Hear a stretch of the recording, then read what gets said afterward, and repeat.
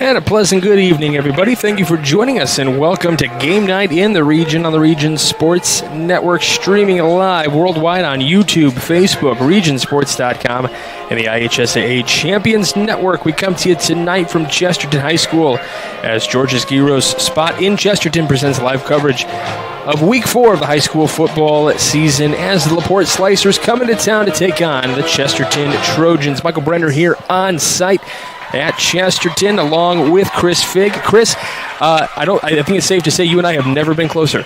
Yes, we have never been closer, and that is for sure. But, you know, it's a good thing. Football season's in full swing. Had Week 1 of NFL last week, some Thursday night football, college football in full swing, and high school's been in full swing for 3 weeks. So football season is finally fully upon us. Yeah, we are in that stretch now where pretty much every day is consumed by something football related. If you're in the, in the middle school era, you got middle school football on Wednesdays, you got Thursday night football, and that could be freshman games, and then Friday is varsity, Saturday JV, and college, and then Sunday NFL. You can't beat it this time of year. That's for sure. But we roll into Week 4. You got two teams that are kind of struggling at this point in time. Both teams coming off of losses from last week as we opened up Duneland Athletic Conference play. We can go ahead and start a little bit, Chris, with the Chesterton Trojans, the home team here tonight, celebrating homecoming. The band is heading off the field right now. They got to perform pregame, and I believe the choir is coming out here to perform the national anthem in just a little bit. Chesterton losing last week over at Michigan City. Kind of a close game, 30-13, but certainly not where the Trojans want to be at this point. Yeah, definitely. And, I mean, again, it's still early on in Duneland play, so, you're 0-1 to start out in Duneland, but there's still a lot of season left to play in this year. Yeah, absolutely. As we look at some of the stats going on, their quarterback, Hunter Boyd, is throwing 57% for over 300 yards so far. Already 3 touchdowns on the year, 14 rushes. Here's the interesting one, though. 14 rushes, negative 28 yards. So going the opposite way for quarterback Hunter Boyd. Yeah, and I'm sure some of those yards are just from sacks, potentially being sacked. But also, it is an interesting stat because it's, again, negative 20 yards on 14 carries. You're almost losing a yard every time you run the ball. Right, but the running game is not a problem for the senior Andrew Govea, who is already 72 rushes for just shy of 250 yards on the year and the touchdown. So Chesterton really looking to kind of get him going tonight early in the game and make his presence known against this LaPorte team. And for LaPorte, I mean, you got a strong defense. One of the guys that's really been standing out when you look at the numbers and just kind of listening to some of the broadcasts, you got Sean Patton, who we'll see if he's in there tonight, and then also Abram Lopez as well with an INT, and then a couple of guys with some tackles for losses as well, but certainly a defense that's going to be a little bit of a problem for Chesterton tonight, I would imagine. Yeah, and the good news for Chesterton is they're not a very turnover-happy team. If I remember correctly, quarterback Hunter Boyd has no interceptions on the year with 3 touchdowns. Didn't see a lot of fumbles. And, I mean, they're playing against a LaPorte defense that's only forced, I believe, 3 or 4 turnovers on the season so far. So they're still averaging about a turnover a game. But LaPorte Chesterton themselves really isn't turning the ball over. So I think the key to the game for them today is just keep the ball on the ground. Their running backs averaging 3.4 yards a carry. 3 runs right there, you get a first down almost every time. Big thing, just control the clock. Don't shy away from that run game, trying to get pass happy. And also, speaking of defense, I mean, their defense has turned the ball over 7 times this season. Yeah. So, a lot of fumbles and sacks and INTs going their way already this year as well. We're just under 10 minutes from getting this thing started. A little bit of a late start here at Chesterton. We'll have the 7:30 start kickoff time for this one, just because of all the festivities happening here for homecoming, as the team is making their way out onto the field, trying to dodge the choir out there. Who's going to be singing our national anthem in just a moment. But kind of a big night, obviously, as we mentioned, homecoming, but want to get back on the winning column as well. And if they do that for Coach Mark Peterson, who's in his 19th year coaching overall, he would pick up win number 95 on his career, and it would be number 60 here at Chesterton. So that would be a big deal for him. Oh, for sure. And 95 wins is a huge accomplishment.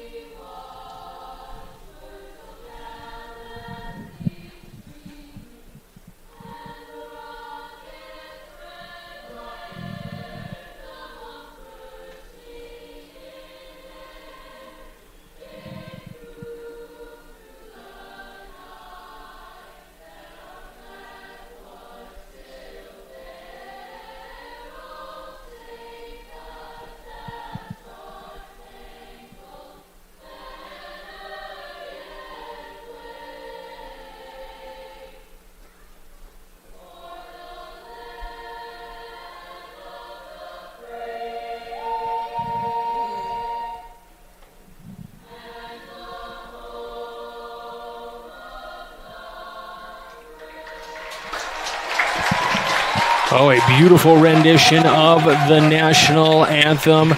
Wonderful job by the choir students here from Chesterton High School. We're going to step aside for just a moment. On the other side of the break, we'll talk about the LaPorte Slicers and how they're doing so far this year. You're watching Region Sports Network, the only game in town.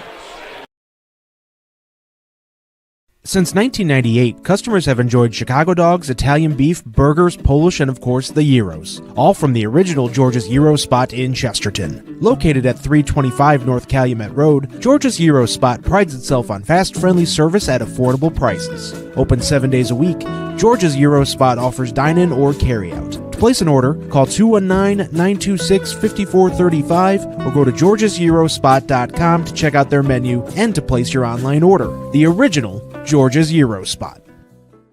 At Strachan Van Til, we believe grocery shopping should be simple. Now, shopping is easier than ever with our new and improved website. Find what you need fast. Browse your favorite products, add them to your cart, and check out in just a few quick steps. Choose between convenient in-store pickup or let us handle the heavy lifting. From our shelves to your doorstep. Skip the lines, shop your way, and spend more time on what matters most. With our rewards program, enjoy incredible savings and personalized offers every time you shop. Shop online now at strachanvantil.com or download our app today.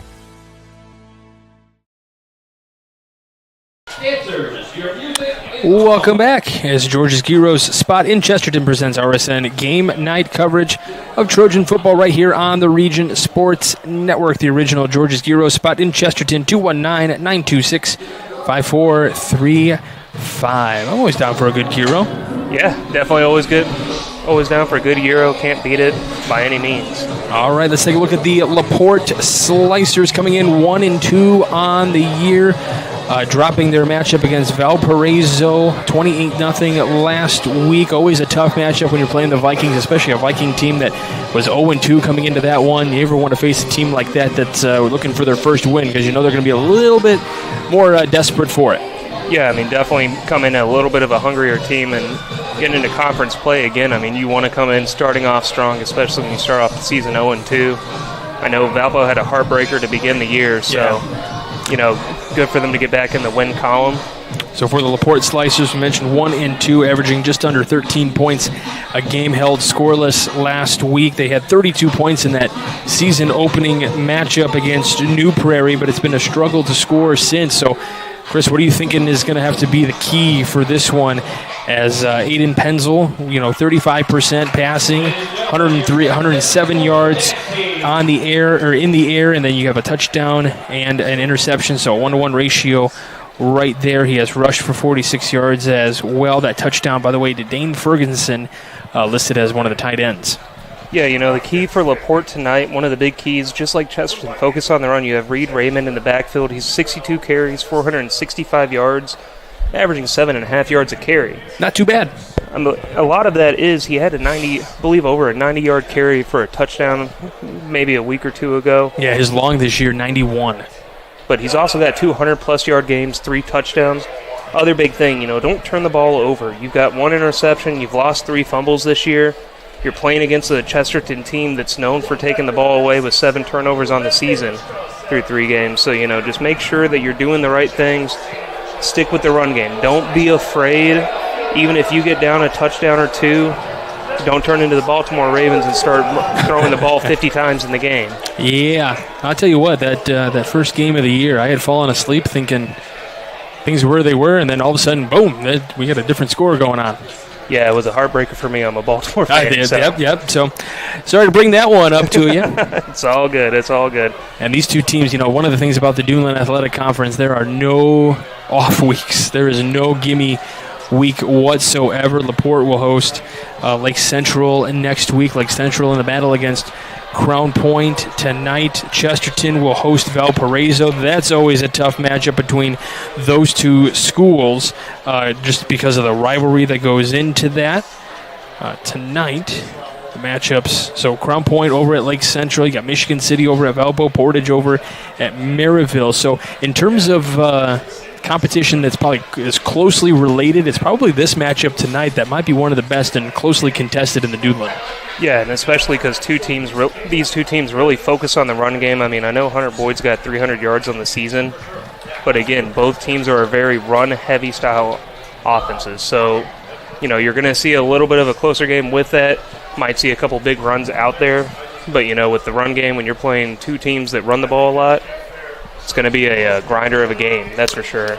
It sure is. Don't forget tonight's matchup. You are watching Game Night in the Region on the Region Sports Network, presented by George's Gyro Spot in Chesterton. Dine in, pick up, or drive through. Call 219-926-5435. That number again, 219-926-5435. The original George's Gyro Spot right here in Chesterton. Should be a fun one here. We're just a couple of minutes away as the football team will make their way in grand fashion here on homecoming night. So we got to crown a homecoming king and queen as the student section right below us throwing some inflatable balloons up, or footballs up in the air as well. They're hyped up. They're ready to go. Oh, yeah, and it's a packed stand over here on the home side. Even in the parking lot, you could barely find a parking spot, so there's going to be a ton of people at this game. Another big thing, when you're hosting a conference game, you got to get the crowd in it as fast as you can. And you can go ahead. The louder they get, the harder it's going to get on the other team. Speaking of loud, you can probably hear the sound system almost drowning us out here. It's one of the things here about Chesterton. They have got a good sound system. There's no question about that. And they utilize it to their fullest. And I'm just kind of looking around, and the band is kind of waiting to get to their spots. And, man, the technology that has improved over the years. They got a giant screen down there on the track showing everything that they're going to need and spots for people to sit on. And we're getting real fancy with the high school football here now. I know. I remember when I was in high school football, you didn't even have a tablet on the sidelines. They just, coach looked at you and said, "What'd you do wrong?" And you're like, I don't know, coach. I'm trying to figure that out too. Let me know what the spotter says sometimes. I plead the fifth on that one, yeah. I don't want to admit to it. Be sure to stay connected with all things Region Sports by supporting and following us on social media. We're always active on YouTube, Facebook, Instagram, X, and online at regionsports.com. Celebrating over 25 years as the Trojans hit the field. We're proud to still be the only game in town as the Trojans make their way out onto the field. Big night for them, big night for the seniors. Final homecoming game of the year. Yeah, every game your senior year counts for you, Some kids are going to go off and play college football. Some are just going to go to college or go into the trade programs. But the big thing is, this is almost the last run with some of your brothers you've been playing a lot of football with throughout your life. So every game counts, and you want to win every game you can. I would imagine a night like this has got a little bit more thump in the heart a little bit. Like the adrenaline's probably a little bit more amped up. Oh, yeah, it's homecoming week. You got some alumni coming back. Whole town's coming to the game. There's a lot more energy than a normal Friday night game when you've got the alumni backing coming in, and you also have got the town coming in. No question about it. We are just about ready as the captains will meet at the 50-yard line in the middle of the field as they make their way in unison with the officials. We'll keep an eye on who's going to be receiving first. And another fun thing about a lot of these schools now is a lot of the referees or the head referees are wired up and mic'd up now, so they can even make announcements that way. So we'll keep an eye here on who's going to get the opportunity to kick this one off and receive, and who's going to start the second half with the ball. Always kind of a pivotal point there, and it plays into strategy, how you end a half, and knowing that you're going to have the ball to start the half. Yeah, it's definitely a pivotal thing, because if you're going to get the ball in the second half and you got the ball under 2 minutes, you're doing everything you can to score. Yeah. In the same breath, if you're down 2 scores and you're not getting the ball back in the second half, again, same breath, you're going to do everything you can to drive down the field and get some points on the board. But, the opening kickoff is also a big momentum shift. This is seeing, hey, I have confidence in my offense or defense to get the job done on this first drive and set the momentum for the game. So, Chesterton has won the toss, and they have elected to defer. So LaPorte will receive the opening kickoff. Our Friday night forecast brought to you by our friends at Economy Electric Heating and Cooling. Tonight's forecast, a very calm mid-70s right here in Chesterton right about now. There's a slight breeze coming through, but nothing too dramatic, nothing too bad. When I was leaving my house today, I saw some flags that were definitely stationary, not too much breeze. Temperature is going to continue to drop down and probably into the mid-60s throughout the course of the game. So Coach Peterson down there in his polo and shorts might I have to elect for a sweatshirt at some point. That is your Friday night forecast brought to you by our friends at Economy Electric Heating and Cooling, keeping you cool in the summer and cozy in the winter. So we'll keep an eye on the kicking team out there for the Chesterton Trojans. And I had mentioned to you before the game I was going to attempt to keep stats. I always attempt to keep stats, however, due to the tight quarters that we've got here, I'm not even going to bother. So Chesterton going to kick things off first. And kicking things off is going to be number 44, Mace Redmond, who is putting the ball on the tee. And a couple of guys back to return for LaPorte. Try to get those numbers for you here in just a minute, but we are officially underway here, week 4 of the high school football season, and it is taken back. It'll be a touchback going into the end zone. And for LaPorte, it was Kalen Matsky, who had that. And that kickoff, and all kickoffs are brought to you by Quintel Incorporated, specializing in the reconditioning, repair, and remanufacturing of heat exchangers. Quintel Incorporated. So we'll start things up here for LaPorte at the 20-yard line. Aiden Penzel in at cornerback. Raymond, in at tailback. We'll bring you the other starters here in just a moment. As the opening snap goes to Penzel, who takes a run right back to the 20. Maybe picks up a yard. He does on the run. So again, the receivers today, Wyatt Mazer, Cam McCarthy, and Dane Ferguson, along with Nick Fox, all in tight end positions. The offensive line, Kai Hernandez, Bryce Fain on the left side, Julian Ruiz at center, Matt Swider at right guard, and Gianmarco Garcia in at right tackle. We'll give it the Chesterton defense here just a moment. So 2nd down and 9 coming up here. And we're going to have a penalty early on here. The Chesterton defense, I'm going to have you watch that one there. On the defensive line, Gabe Violo, Colin Kellogg, Caden Kodiker, and Christian Melton. On the defensive line, Lucas Anderson, Charlie Cunningham, and Caden Sherwood in the linebacker positions. Peyton Dilbeck, Alex Zaris, Logan Justovich, and Bradley Robinson in the backfield. Looks like defensive line got a little happy there, got an encroachment call on them. So, extra 5 yards added on. So ball at the 26, 2nd down and 4 now. That's a big pickup for LaPorte. Handoff to the running back who juts ahead. He's going to be just shy of the line to gain, Reed Rabin. So he picks up 3 on the play. There'll be a yard shy, so 3rd down and short coming up here. Looks like LaPorte starting out with some read option, midline option game. Quarterback's reading the defensive end, defensive tackle to see if he needs to hand the ball off.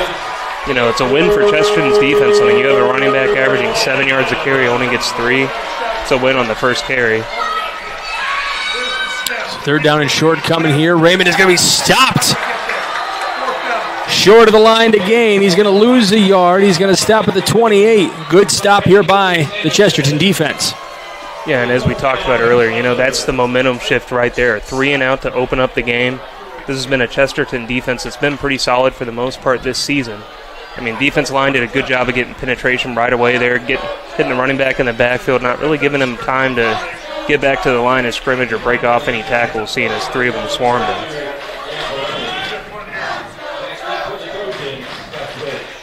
Interesting alignment here for the punt. See who ends up punting it away. It's a long, high snap that goes into the back of into the end zone. That's picked up. And trying to get out of the end zone, will he? They put him at the goal line. They say he did come out of the end zone, so at the 1-yard line,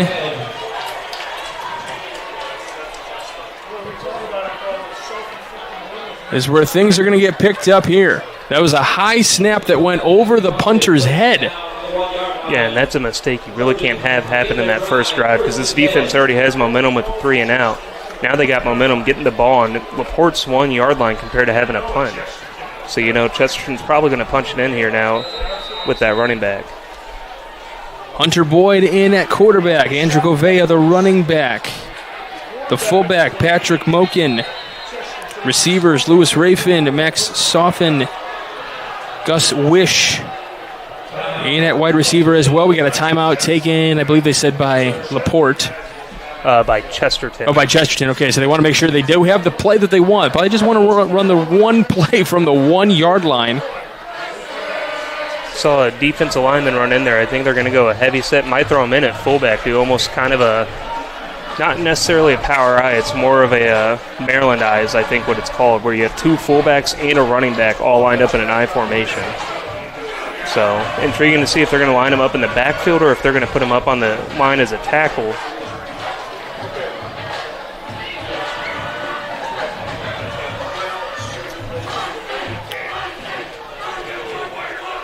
So Hunter,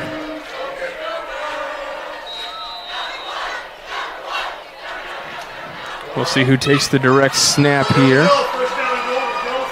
First down and 1, or first and goal at the 1, the snap, and is into the end zone for the touchdown. It's Andrew Govea who gets the direct snap, and he runs it right in for the touchdown for Chesterton to get on the board early. Yeah, it was kind of an intriguing Wildcat formation. You know, I don't think I've really seen where they line up 3 fullbacks essentially in the backfield, but I mean, he walked into the end zone, line had good block in there. Wide open hole. No one touched him until he was in the end zone. Because Zane Westerlin was in, kind of looked like he was going to be the one that took the direct snap for a second. And on for the extra point will be Mace Redman. The holder is Max Soffin. And then they're rolling out to the right there. The bad snap and throwing it to the back of the end zone. No good. So I was going to say the long snapper, Jack Gearhart. So now it's going to be 6-0. We'll step aside. You're watching Game Night here on the Region Sports Network, your only game in town. Hi, I'm Crowd Company's Lantern Man. If you're a contractor, it's my job to make your insurance coverage simple and affordable. Because I know time is money, I'll come to your business. Certificates and bonds are a snap. Wherever you are, whatever business you're in, we've got you covered. As Crowd Company's Lantern Man, I'm your insurance superhero. Crowd Company's insurance professionals. Highland, Merrillville, and Michigan City. Thinking about what to do after high school? Consider a career with Boilermakers Local 374. As a Boilermaker apprentice, you'll earn while you learn. We offer excellent wages and benefits, and as part of our no-cost hands-on apprenticeship program, you'll learn from the best in state-of-the-art training centers and on the job. Become a union Boilermaker and get on your way to a great career. Find out more, visit www.local374.org or call 219-845-1000. This kickoff and all kickoffs is presented by Quintel Incorporated, specializing in the reconditioning, repair, and remanufacturing of heat exchangers. So this Quintel kickoff right here, brought to you by Quintel Incorporated. Off to the inside the 5 here, and the return, pretty good one up into the near the 40. As for LaPorte, it was Jameer Blash in on the return.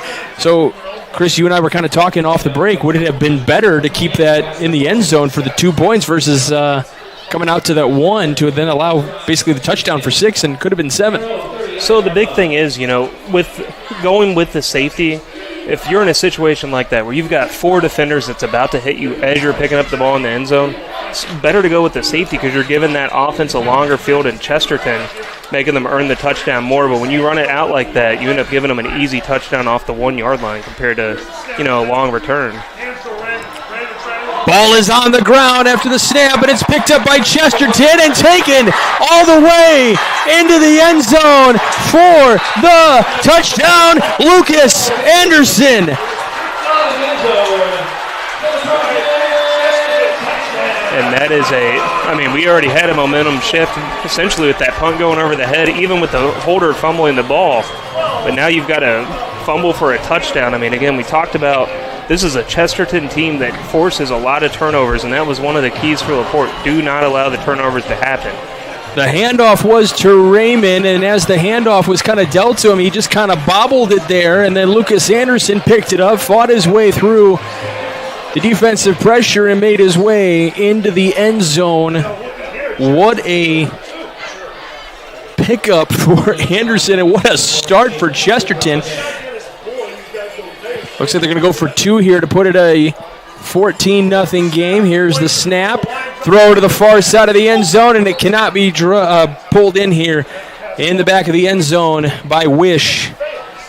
So 2 extra points, or 2 PATs, if you will, or extra points available, not able to convert. So it's 12-0 in favor of Chesterton. You're watching Game Night of the Region Sports Network, the only game in town. From lighting up Friday night football to powering the classrooms that shape the students of Lake County, IBEW Local 697 is proud to support our region schools and the communities we call home. A career as a union electrician could be your next great move. Your next cap might be a hard hat. IBEW Local 697, powering futures, powering the region. Four Seasons Mechanical proudly serves Northwest Indiana, providing quality, reasonably priced, reliable service. With a quality and comfort guarantee, the professionals at Four Seasons Mechanical offer a wide range of services in heating, ventilation, and air conditioning. Whether it's residential or commercial, Four Seasons Mechanical is there 24/7. To find out more, the website is fourseasonsmechanical.com or give them a call at 219-756-7020. Four Seasons Mechanical, your indoor air quality specialist. This Quintel kickoff, and all kickoffs are presented by Quintel Incorporated, handling jobs of all sizes throughout the country since 1994, and the return is going to be taken to about the 32-yard line, so LaPorte will try this again for the third time their offense has been out there. Yeah, I mean, it's a quick turn of events. You know, you go from a snap over the head to a fumble being recovered for a touchdown. I mean, the Chesterton offense, we were just talking, they've had one play this whole game so far, and it's not that deep into the game. We haven't even been able to mention a Four Seasons first down yet so far in this one. So 1st and 10 from the 32. LaPorte trying to get something going here for the Slicers. Handoff to Raymond, who juts ahead out across the 35 and trying to make his way to the 40. He'll be down at the 39. Trying to get to the 42. He gets stopped at the 39, so 2nd down and 3 coming up here. And that's a good run by Raymond. You know, lowering the shoulder, seeing the safeties coming up to meet him there. I mean, again, good recovery run there. You got to have they always called it a goldfish memory when I was playing football. You know, you got to forget bad plays that happen as soon as they happen, because the minute you let them get in your head, it can make this game be a lot longer for you. So, I mean, hats off to Raymond there, just turning it around right away, getting a nice little 7-yard, 8-yard carry. Kind of sounds like my memory, personally. Handoff to Raymond again, who gets across the 40 and across the 42, and we'll get that first down of the game. So this first down brought to you by Four Seasons Mechanical in Maryville, your Northwest Indiana heating and air conditioning specialist. And with 8:17 to go here in the opening quarter, the clock stops for just a moment on first downs, but it's already restarted again, so now we're down to 8:10. But LaPorte already kind of getting a little bit of positivity here on this drive by getting that first down. Yeah, and that's the big thing, you know, turn around, make this a long drive. Keep this offense on the field, let your defense get a little bit of rest. Not that they've been out there a lot, but again, this is building confidence for that offense and just keep running the ball. Raymond is just lowering his shoulder. Some good power running here. Looking to throw, Penzel across the middle, and it is tipped into the air, and we got a lot of bodies down. Intended target out there looked to be, thought I saw number 12, Jameer Blash, out across the middle in the flat. Not a bad throw, just a little bit high maybe. Yeah, just let him a little bit too much. You know, it was a good throw. Blash was open, so, you know, it's one of those, if he catches it, it's a first down. I don't see him breaking off a lot of tackles there because, as we said, I mean, Chesterton, there's at least 4 guys there right away. 2nd down and 10 coming here. Here's the snap, handoff to Raymond, who's trying to find his way through the plethora of players there. He gets right back to the line of scrimmage. He maybe picks up a couple of inches. So it's still going to be 3rd down and 10 coming up here. Yeah, and this will be interesting from LaPorte. So do you decide to run it, try to get some yards to the 50, maybe the other 49, and go for it on 4th down, or do you decide to air it out here and go for the 1st down and, decide, hey, if we don't get it, we'll punt and live to see another day? I mean, the way things have started, did you like the throw for the big, kind of the deep throw kind of on that 1st down, or did we really see some yardage picked up on the ground? If you want me to be honest about it, I think they should have gone to play action instead of just straight drop back. Throw out to the left. Pass is going to be incomplete. Out to the left. So now another 4th down here for LaPorte. The intended target was Wyatt Mazier. Couldn't haul that one in. So now the punting team coming back out here. We'll see how they do on this punt. Yeah, and he threw it with anticipation. Ball was in the air before the guy made the break, but just unfortunately a little bit of inaccuracy there. But what I was saying is, when you get 2 big carries like that, 3 big carries like that, throw in some play action. Catch this defense off guard because they're going to start bringing pressure.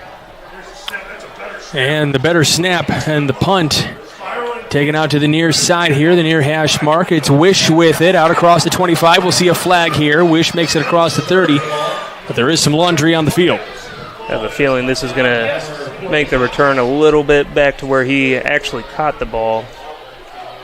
We were talking about that top 10 list a little bit ago, talking about Chesterton Trojans and where they were last week compared to now. And that's the Enigenberg Home Improvement Top 10. Visit regionsports.com, Facebook/Region Sports Nation, Instagram and Region Sports Network, YouTube for this week's Home Improvement Top 10 presented by Enigenberg Exteriors. You can find them on the web at ebergexteriors.com. That's Berg with a U, by the way. They're going to call block in the back on the punt return team. So this is going to make it a very long field for Chesterton. So we're probably going to see quite a bit more plays than we did on their first drive, seeing as they started on LaPorte's 1. Yeah, absolutely. This will only be the 2nd time, well, I guess kind of the 3rd time the offense has been out there. They were on there on a 2-point try as Boyd with trips to the right, 1 to the left, 1 in motion.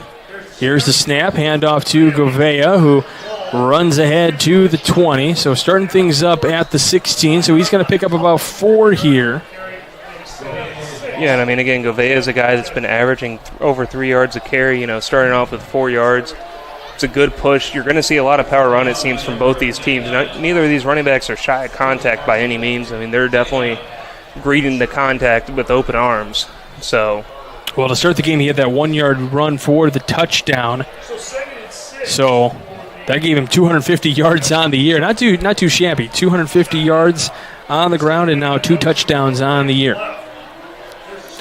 Snap to Boyd, who hands off to the right side, trying to run things ahead. Can't get it to go. The handoff was to Rafin. Not really a gain on the play, so 3rd down and maybe 1 yard picked up there, so maybe 3rd down and 5 coming up here. Yeah, and I like the motion there. It's not necessarily an end around. It's almost more of a counter sweep that you do there. So I do like the motion there, and I could foresee them mixing in some play action with that down the road. But, here you could go play action and hope they bite on it, but I think they know they're going to be throwing the ball because there's not really a 4th down opportunity here. Trips to the left, 2 trips to the left, now 1 in motion. That's Wish. Handoff is to Govea, who trips up just beyond the 20. So going to be back to that line of scrimmage and nothing to do for the Chesterton Trojans on that 3rd down play. And that's just Chesterton staying true to their offense. They're a run-first offense. So, again, staying true to it, hoping that you can get that extra 5-6 yards that you need for the 1st down. Just not able to get it this first go. But, this is a good momentum shift for LaPorte. You started driving, stalled, getting Chesterton to go 3 and out. So now you're getting your offense back out there with a little bit more momentum. So Redmond will punt things away. Short punt, and it takes a bounce for LaPorte, and it stops at the 40-yard line. It actually bounced and then kicked back to the right in the direction of where LaPorte's going to be driving here as they're going left to right from our vantage point. So taken down at the 40-yard line. This is going to be really good field position for LaPorte here to start things up. Yeah, sometimes the best punt return is those ones that you don't even have to return. Ball bounces back, get a nice little friendly bounce for yourself. So they're going to start pretty much the deepest they've been in Chesterton territory tonight.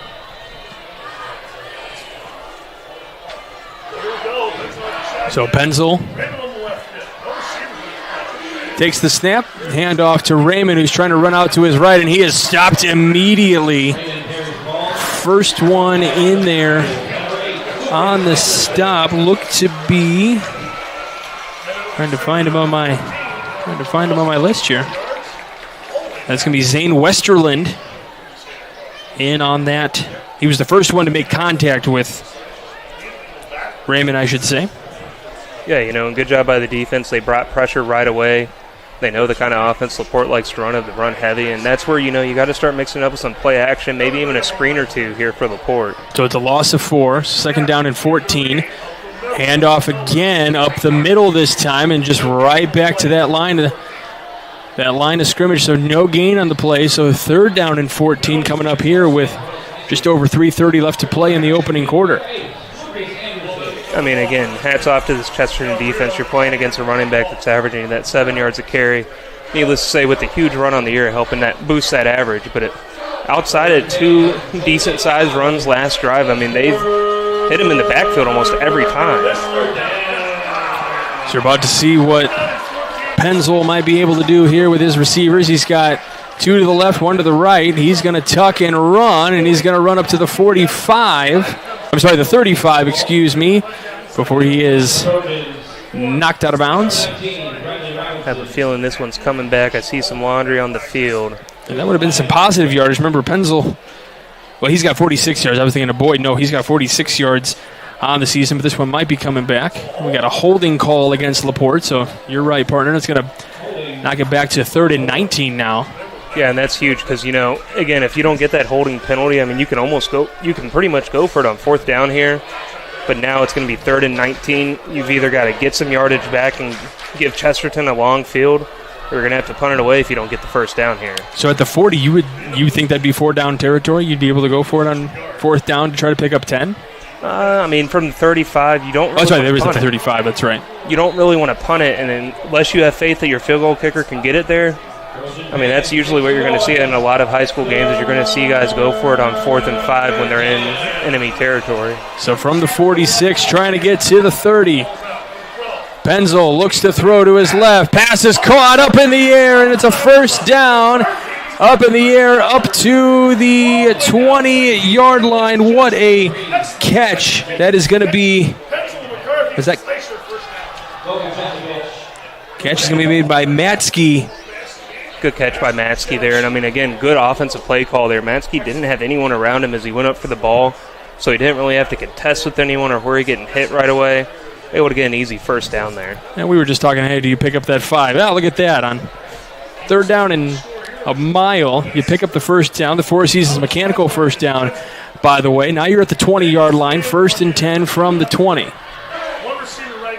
Penzel takes the snap, hands off to Raymond, who runs to his left. He's going to pick up some yardage here, and he trips up a little shy of the first down, but it'll be 2nd down and manageable here. I like watching LaPorte move Raymond more doing a sweep action or outside running because he's able to get more momentum going into that secondary. You have him contesting with a DB or a safety compared to hitting a linebacker in the hole.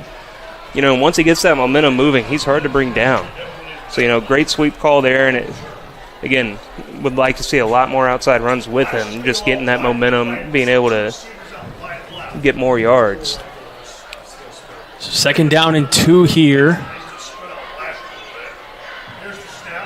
Here's the snap and the run out to the right inside the 5, run into the end zone and in to the end zone for a slicer touchdown. And it is Reed Raymond in with the touchdown. Cuts the deficit in half. And that's a great run by Raymond because it was intended to be an inside run. You see him hesitate, look that there's no hole there. He bounces it straight to the outside. Nothing but green grass in front of him. Only had to fight off one guy to get into the end zone. But more so just high-stepped him as he went in. So great run by Raymond, great read by him. With 88 seconds left to go in the opening quarter, already the 3rd score of the game.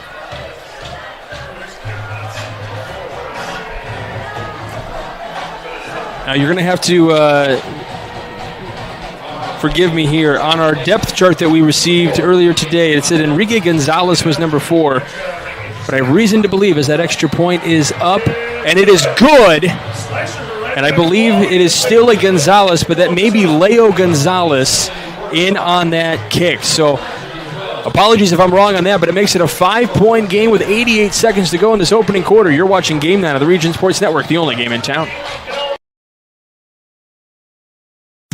Old Man Winter is just around the corner, and that means temperatures will soon begin to drop. And a region winter is not the time to be left out in the cold. The professionals at Economy Electric Heating and Cooling can tune up that old furnace or install a new unit that can last for years. Your family deserves to stay comfortable this winter, and with 24/7 emergency service, comfort is just a phone call away. Economy Electric Heating and Cooling, 219-923-4441. Or for more info, the website is forajobdoneright.com. Earn while you learn from the best hands in the business. The Bricklayers Allied Craft Workers for Indiana, Kentucky Apprenticeship. That's right, this is a paid apprenticeship. I'm getting an education while learning a trade and getting paid for it.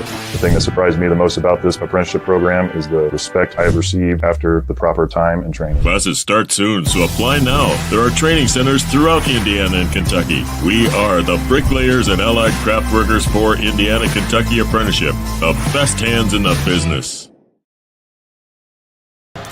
Welcome back to Region Sports Network, Week 4 of the high school football season. We got a good one for you here at Chesterton. They lead the Slicers 12-7. And this kickoff and all Quintel kickoffs brought to you by Quintel Incorporated. And the return up to the about the 25-ish yard line, so we'll set up camp over there.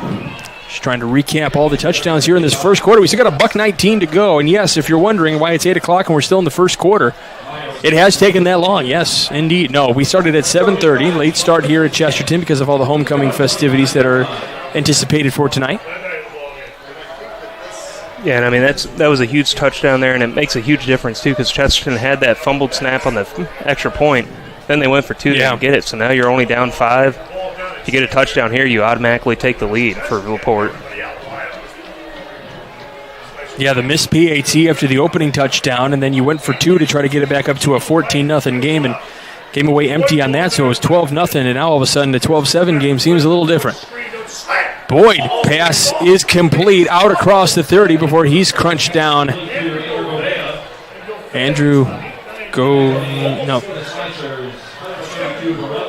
Yep, that was Andrew Govea, beg your pardon.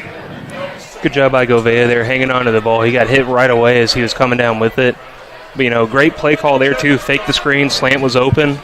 Now you're getting a 2nd and short. You won't see Chesterton throw the ball a ton, but they have been efficient with it so far. So Boyd with wish in motion, hands off to Govea again, runs up the middle, out across the 35. Where he's taken down at the 36 officially. That is enough for a Four Seasons Mechanical first down. That's a great thing. When you got a running back averaging 3 yards a carry, it's 2nd and 1. Hand the ball off to him. I mean, it's almost an easy play call for the offensive coordinator there. I mean, again, he gets another 2-3 yards added on to the season. So Govea's having himself a little bit of a game so far. He's been the offensive centerpiece. Hand off to Govea again, who runs up the middle out across the 40. And at the 41, trying to get to the 46, so it's going to be 2nd down and 5. Coming up here, we are going to say Govea's name quite a bit. He is going to get the handoff. We mentioned how both these teams are run heavy, but that is going to be the end of the first quarter, so we'll switch positions here a little bit. And we'll come back on the other side of the break. You're watching Game Night on the Region Sports Network, the only game in town. Calling all current and future homeowners in the Northwest Indiana area. Whether you're buying or selling, Brent Wright is here to make your real estate journey smooth and successful. With years of experience, personalized service, and a deep knowledge of the market, Brent will help you find the perfect place or get the best deal for your property. Call today at 219-406-7195 and take the first step toward your real estate goals. Contact Brent Wright, the right way to buy and sell real estate. When it comes to your money, you deserve more than just numbers on a page. You deserve someone who sees the full picture. Meet Mark Machnick, one of Northwest Indiana's most trusted accounting professionals. Whether you're running a business, planning for retirement, or just trying to make sense of tax season, Mark Machnick, located in Highland, makes it simple, personal, and believe it or not, painless. Contact Mark and his team today at 219-595-5290. Mark Machnick, CPA. And we welcome you back to game night here on the Region Sports Network. Start of the second quarter. Started things up. Chesterton at the 41, trying to get to the 46. Second down. Govea with the handoff, who gets ahead out across the 47 up to the 49. So just shy of midfield. He picks up that Four Seasons Mechanical first down, and just like Chesterton seems to be doing all night long, it's handed to Govea. He's going to run ahead and get quite a bit of yardage. Yeah, and I mean, Govea's had 2 chunk runs back-to-back. You know, this offense has a lot of momentum with the run. I would not be shocked, as I said earlier, you know, with these run-heavy teams, when the run game's going really good, you might mix in a play action to catch the defense off guard.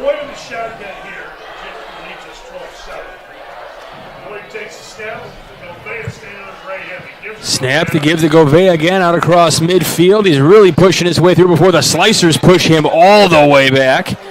Right back to where he started with the forward progress is going to get him off to the 47 on the other side. That's a little, I feel like LaPorte was like, get out of our area. Yeah, I mean, another great run by Govea. He actually made contact with the linebacker in the hole, and he ended up pushing him back another 3 yards before some of the LaPorte players were able to come in and assist. Don't forget, we'll have all the Striking Van Til Hometown Scoreboard updates for you throughout the game. Handoff Govea again, who juts ahead out across the 45 and up to the 42. He's trying to get to the 41, so it'll be 3rd down and 1 coming up here. I mean, he is just a power runner. Defense is making contact with him. It's just he keeps on moving. Yeah, he doesn't stop. It's hard to bring down a guy whose feet just keep on rolling. 10:30 to go here in the half.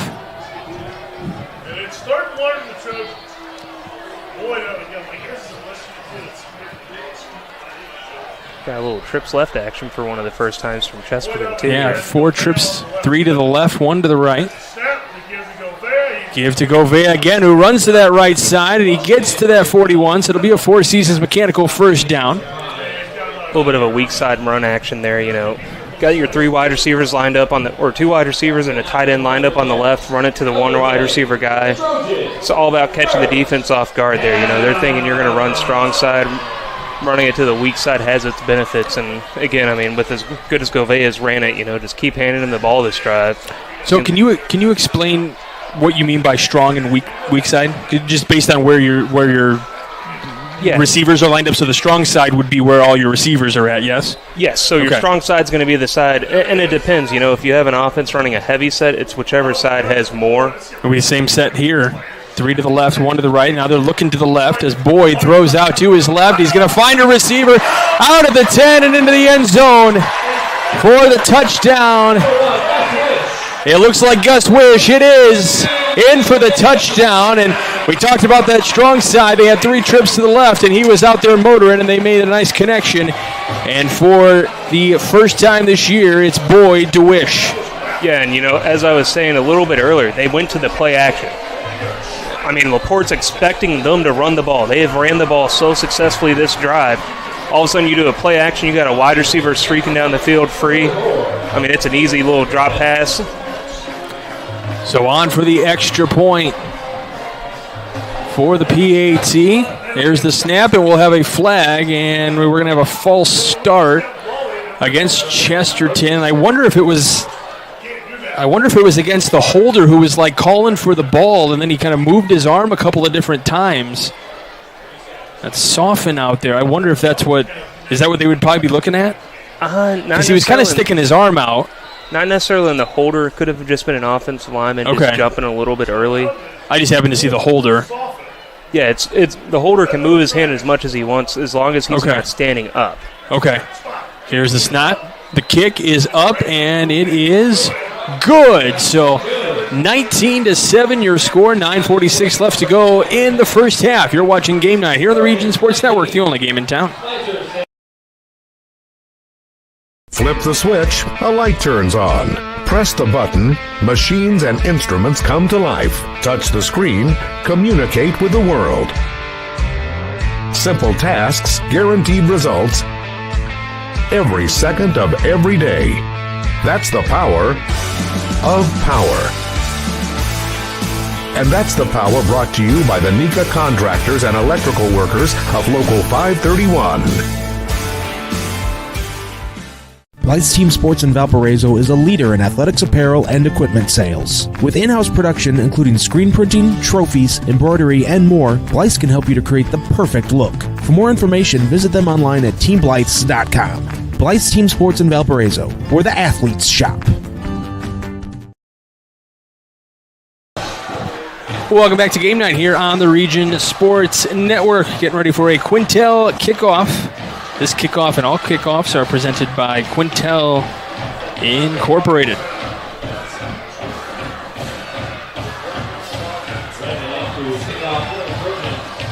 Good drive there by Chesterton. Just LaPorte was starting to shift the momentum, and Chesterton took it right away from them, driving down that field and scoring. Trying for a big return here up to the 30 and trying to break his way through up to the 40. We do see some laundry on the field. So we'll see how this one plays out in just a moment. I'm going to attempt to get a little innovative here while we're in our broadcast location. So bear with me here. I'm going to be messing with a few things. Make things a little easier for us.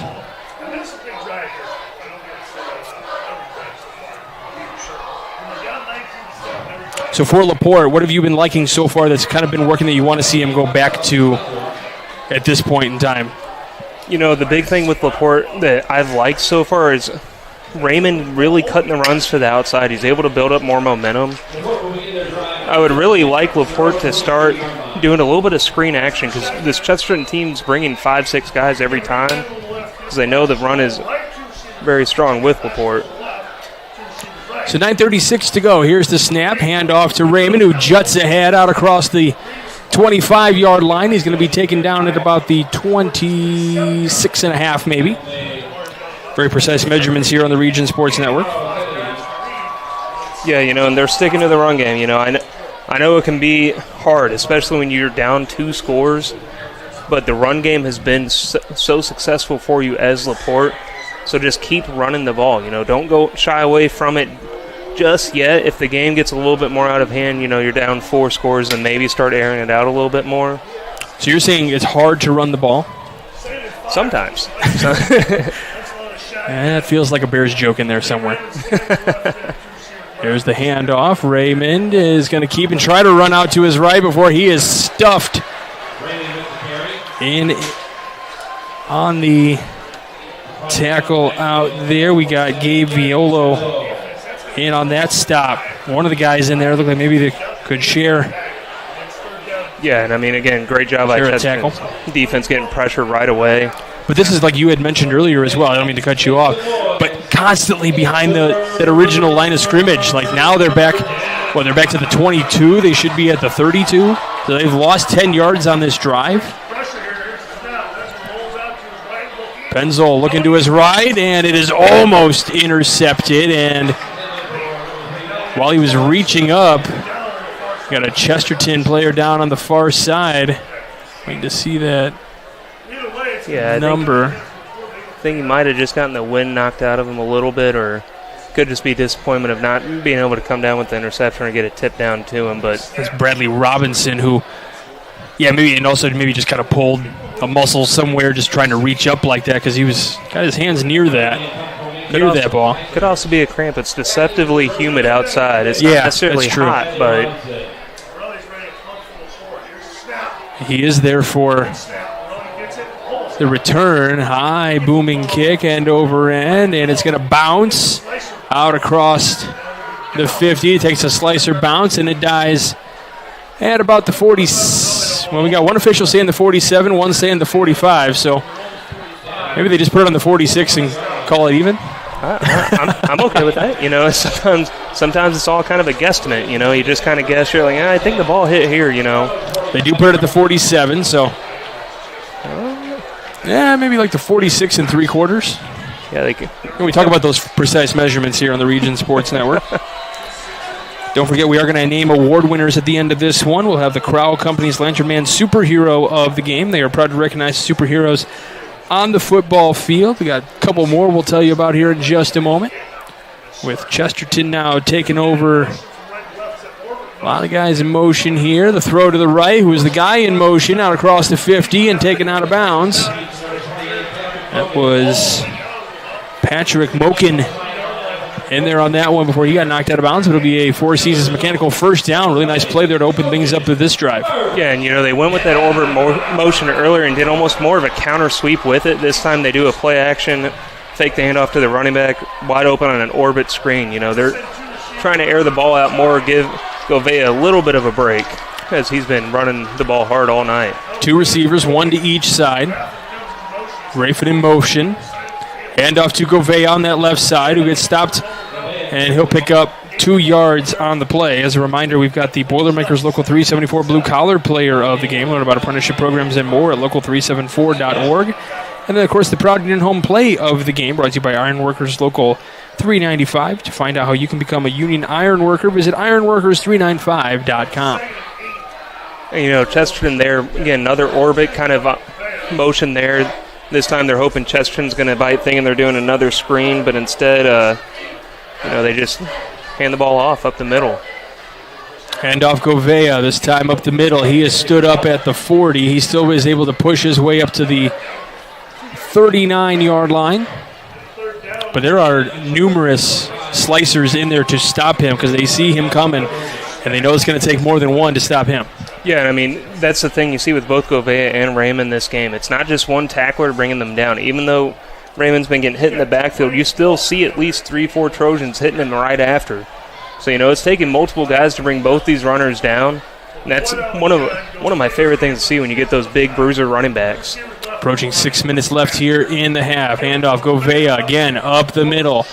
Fighting his way for yardage. He's up to the 36. He's trying to get to the 33, so this will be 4th down and 3, and this may be Four Seasons Mechanical 4-down territory, Chris.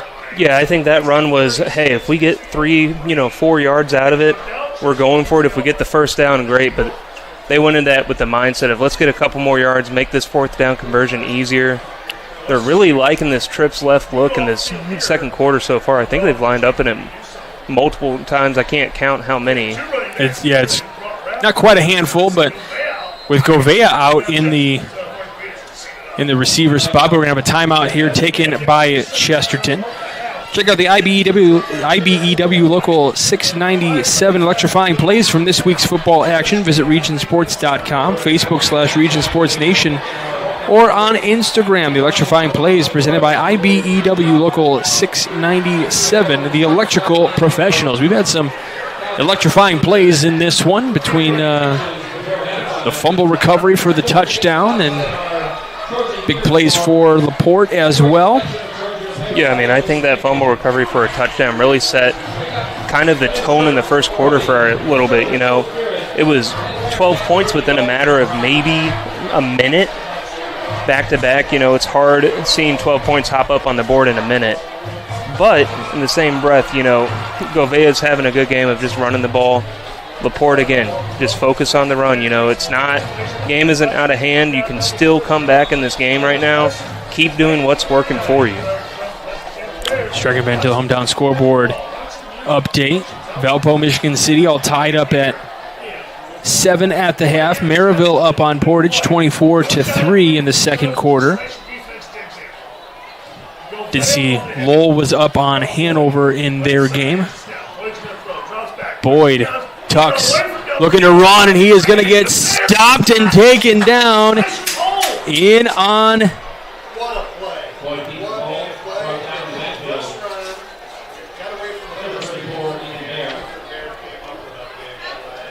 That's Ethan Bear in on the tackle. Really nice play. Moving out of the pocket, having to move around was Boyd, and then Ethan Bear comes in and bears down and stops him. Yeah, great play by the defense there. And, we mentioned it before. I know Boyd had, I think, negative 20 yards before this game. I believe a lot of them were for sacks. And, that's huge for LaPorte. That's only their second sack of the year. So, huge for them, and that's a huge fourth down stop because now you get the ball with shorter field position than what would have been. Nothing to do on that play on first down. It looks like there the guard was pulling, the defensive tackle. I can't tell if he's lined up on the left side of the guard or if he's head up on him. But, he did a good job of following the guard as he was pulling, got away from the block coming down on him. Just follow the puller. If you see a lineman disappear, sometimes it can be terrifying as a defensive lineman because something's coming. So at this point in the game, are you kind of looking, if you're LaPorte, are you wanting to kind of milk the clock down so that way you kind of have the last possession of the second quarter, or you wanting to score quick and maybe get the ball back? I think you milk it down, wear out this defense. Looking to air this one out, finding his receiver just off the fingertips here for LaPorte, just for Blash. Man, just off those fingertips there. That would have been an electrifying play by IBEW, that's for sure. Yeah, that would have been a very big play, big momentum shift for him. And we talked about milking the clock out, but at that point, if you hit a big play like that, you want to score faster. Yeah. You really want to get the ball back. But now it's 3-14 again. The line of scrimmage behind the original mark for the Sticks. It seems to be the commonplace here for LaPorte in this one, unfortunately, for the Slicers. But 4:40 to go, trying to get a score going here, or at least some momentum going on their side. Be a big pickup if they can get a first down here. Penzel looking to throw. He's running to his right, and he is going to get stopped. And in, down on the tackle, is going to be Lucas Anderson, it looks like. Yeah, Lucas Anderson in on that sack. He's just all over the field today, getting a sack, has a fumble recovery for a touchdown. He is just after it tonight. See what you're making me look bad. You got the fancy notes on the iPad, and I'm over here scribbling down, pencil and paper, and I was looking for my chisel and stone. So LaPorte looking to punt this one away. They had a bad punt and a bad snap on their opening punt. This one straight up in the air. Not bad, though. Picked up at the 30, trying to get something going, but gets stuffed immediately. Right at the 31, it looks like they're going to give him a little forward progress and a little... Okay, he started to maybe make a juke move before he finally got hit right away. Yeah, and that's the hard thing as a returner right there. You see that punt team coming down on you. They're not necessarily close enough where you want to fair catch it, but also, it's tricky because if you call the fair catch and you thought you could have broke one off, you're going to beat yourself up about it a little bit later. But in the same breath, if you call the fair catch, you're not risking fumbling the ball as you're getting hit right away. So he was kind of in a no man's land almost. Necessarily fair catch would have been the right call. Trying to return it's the right call. It's just kind of dealer's choice at that point. Do you find that to be one of the more difficult things in football is trying to catch a punt like that or a kickoff like that? Definitely on a punt. Because, kickoff and Rafin on the far end of the field trying to break away. Can't get to the end zone, but certainly picking up a little momentum. Lewis Rafin, his longest run of the season, 35 yards, trying to compete with that one. We do have a Strachan Van Til hometown scoreboard update for you. Crown Point on top of Lake Central, 21-0 at the half. We'll try to give you some of those DAC scores impacting the standings here in the Duneland Athletic Conference. Obviously, last week you had Crown Point and Maryville. Those are arguably the two best, if you will, in the Duneland. So first down and 10, 3:35 to go here from the 48. There's the snap. Boyd looking to his right. Guts it ahead and is able to flip it out ahead to Mokin just shy of the 40-yard line, so up to the 41. They're trying to get to the 38, so it'll be second down and 3. And again, one official had it at the 41, one had it at the 42, so the far official is going to take a little slide step to his left. Yeah, and Chesterton, the goal here is you've got just over 3 minutes left in this second quarter. Try to milk the clock as much as possible. Don't give them an opportunity to get the ball back. So, I'm doing the right thing so far. We had two trips to the right, and now Rafin, who was in motion, gets across, and is going to get the first down before he is knocked out of bounds. Lewis Rafin all of a sudden coming alive here in this second quarter. Yeah, and it's kind of funny, too. That wasn't necessarily – it's considered a jet sweep, but it's more of a touch pass because you see Boyd almost toss the ball in front of him as Rafin's running across full momentum. Don't really risk fumbling on a handoff, but you do risk, ball not hitting right, dropping the ball. But it does count as passing yards for him. This is where practice pays off, right? Doesn't give it to Gouveia. Now Boyd looking to find somebody open, and he finds Moken out to the 15, and he breaks through the first tackle, and he goes up near the 10-yard line, and we do have a flag on the play. And for Chesterton, they're hoping it's not against them after that big pickup to Moken. I think it might be on that initial tackle. Might have got a little bit of a face mask there because the flag came out right as he was breaking that tackle. Oh, an ineligible man downfield. That's not one you see very often in high school because you don't see a lot of RPO action. But sometimes when you see your quarterback scrambling around, you try to move downfield to get some blocks. But good job by the receiver right there, sitting down in the zone coverage, not giving up on the area, waiting patiently, letting Boyd go out there, try to make a play. So you were down near the 10-yard line. Now all of a sudden the ball is spotted at the 36-yard line. That is a huge penalty for Chesterton.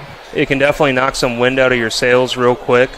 But in the same breath, this is a Chesterton team. We've seen some pretty electric long plays from them so far. So it's 1st and 15 compared to 3rd and 15, so they still got plenty of time to get that first down. See that same look of 3 trips to the left, 1 to the right here. And we've got a flag here. It'll be was it a false start? I think I saw the motion. Yep, false start against Chesterton. So now they're going to be 1st and 20. And they're going to knock this back to the 41-yard line. So continuing to go in the wrong direction of the Chesterton Trojans. These are just things that are really starting to compound here on this drive. What was looking so promising, especially Moken able to break through that initial tackle and getting up near that 10-yard line. And now, bam, you find yourself at the 41 here. Yeah, and again, LaPorte's showing pressure, so I think I couldn't tell if it was the guard or tackle that jumped a little early, but, they're expecting the blitz, trying to catch it early. They're going to try to pick up some yardage here. Boyd trying to escape the pressure. Ball is out. Looked like LaPorte may have fallen on it. It is going to be Slicer football that's coming out of that pile. That is Isaiah Armstrong who jumped on it and then ripped it out of the hands of Boyd and came out of the pile. Isaiah Armstrong came into the game with 10 tackles and now comes away with a fumble recovery. Yeah, and again, this is a LaPorte team, only had 1 sack on the year. Now you're looking at, they've already got 2 sacks tonight, one of them being a strip sack. So now not only did you just stop the momentum from Chesterton, who was almost they were in the red zone minus the penalties, then they get brought back, you get a strip sack, you really help build that momentum for your offense coming out here now and give your offense a chance to bleed the clock out, be the final say in this half before the next half. 48, Raymond running the opposite direction, now starting to make a turn here, gets just a little bit past that initial line of scrimmage. So he'll pick up maybe a yard. So 2nd down coming here with a $1.19. See where they spotted. Yeah, they spotted at the 48, so. Yeah, and that's a good play right there by Raymond. He's not necessarily able to get a lot of yards, but he's able to get out of bounds, stop the clock, gives your offense a little bit of time to come together. Offense coordinator a little bit more time to come up with a play call here. That was the first time we really saw the Wildcat out of them tonight. And again, Raymond's been a good runner. It's almost likely that maybe do a little bit more. 2 receivers to the left. Penzel looking down the field. He's got a man. Oh, and just coming a bit short. We do have a flag on the play. As Matsky was the one who almost came down with that. It kind of tipped off the hands a little bit. I'm wondering if they're going to call defensive pass interference because the Chesterton defender didn't get a head around, but it didn't seem like he really made a play on the ball. So, intrigued to see. Yep. Yeah, pass interference on the defense, so that's not a spot foul. That's going to be... I think it's 10 or 15. 10 or 15, yeah, we'll find out here. Ball was on the 48, trying to move it on down. Either way, it's a big pickup for LaPorte. especially because the ball was not caught. And it stops the clock, too, for Yes, them. it does. So at the 37-yard line now. Penzel running to his right, looking for a man. He's going to tuck and run, and he's going to get stopped at the 35-yard line. So second down coming up here. Port's going to go ahead and call a timeout since he wasn't able to get out of bounds. Stop the clock a little bit, give them some time to really sit in this timeout and get their play together. So at this point here, with $1:04 left to go in the half, obviously they want to hold on to this and not give Chesterton any time to potentially get a score here before the half. So we've seen a lot of passes here recently. Haven't seen Raymond doing a lot of running. Would you look to maybe run here on 2nd and 8 just to keep the clock moving a little bit and then make your chance to the end zone? So if I'm LaPorte right now, I might actually do a draw play because Chesterton at this point, you've gone past back-to-back. They're going to expect you to keep throwing the ball with just a little bit over a minute left. So maybe look out for kind of a draw play here, but also I do like the call to run the ball because we've seen Raymond break off, a good 7-8 yard gain. And the good thing is, too, with high school football and college football, once you're under 2 minutes in the first half, second half, clock stops when you get the first down. Correct. So, it gives your offense a chance. If you're on LaPorte's sidelines right now, you're probably saying, no matter what this play call is, if we get a first down and we don't get out of bounds, this is your next play. Get on the line, get ready to go. So from the right hash, 3 trips to the left for LaPorte, 1 to the right this time. 2nd down and 8 coming up here. Here's the snap. They're looking to throw. Penzel stays in the pocket, throws to his left. Pass is complete. Just shy of the 20, but it'll be good for a first down. The pass is caught by Mazer. And then they're already running up. They already had that second play call ready. Just as you called, partner. Again, 3 trips to the right. Looking to throw. Off to the right again. Pass is caught up the middle. Tackle just shy of the 10-yard line. And now they're going to call the timeout.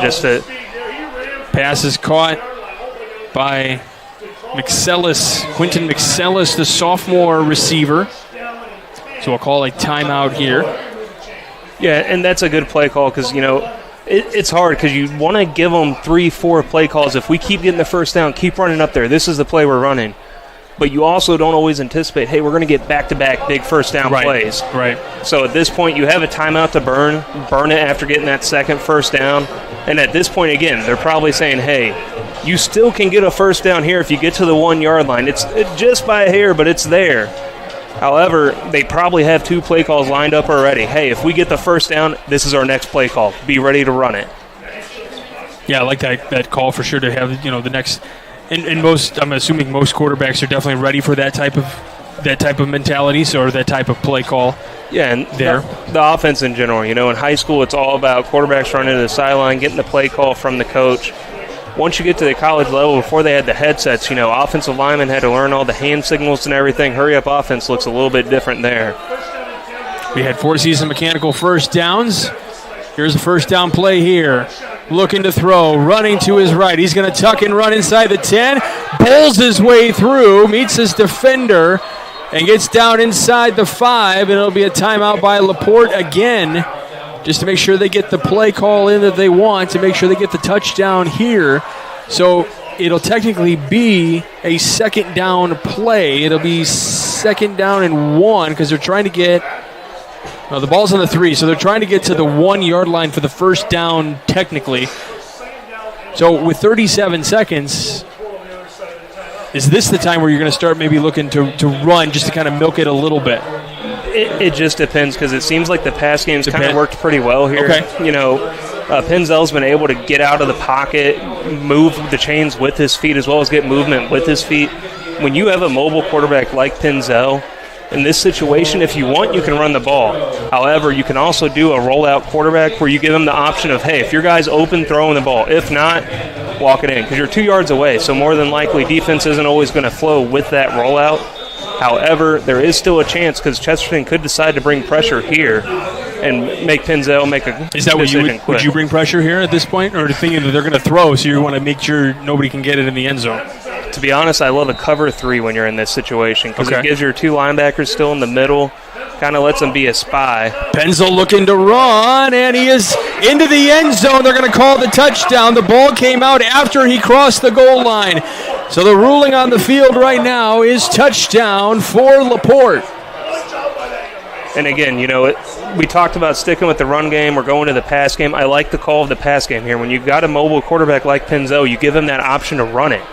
And it makes it hard for a defense when you're fighting from your own 2-yard line and they're throwing the ball, because if you have a quarterback that's mobile, he can easily get that 2 yards, or he could easily throw it to an open man. So you're kind of in a no man's land of, do we put a spy out there with the way he's been running? Yeah. Do we drop in coverage? Do we sit in man? So we'll have the PAT. Here's the snap. It is up, and the kick is good. So 19-14 your score with 29.6 seconds remaining in the half. You're watching Game 9 of the Region Sports Network, the only game in town.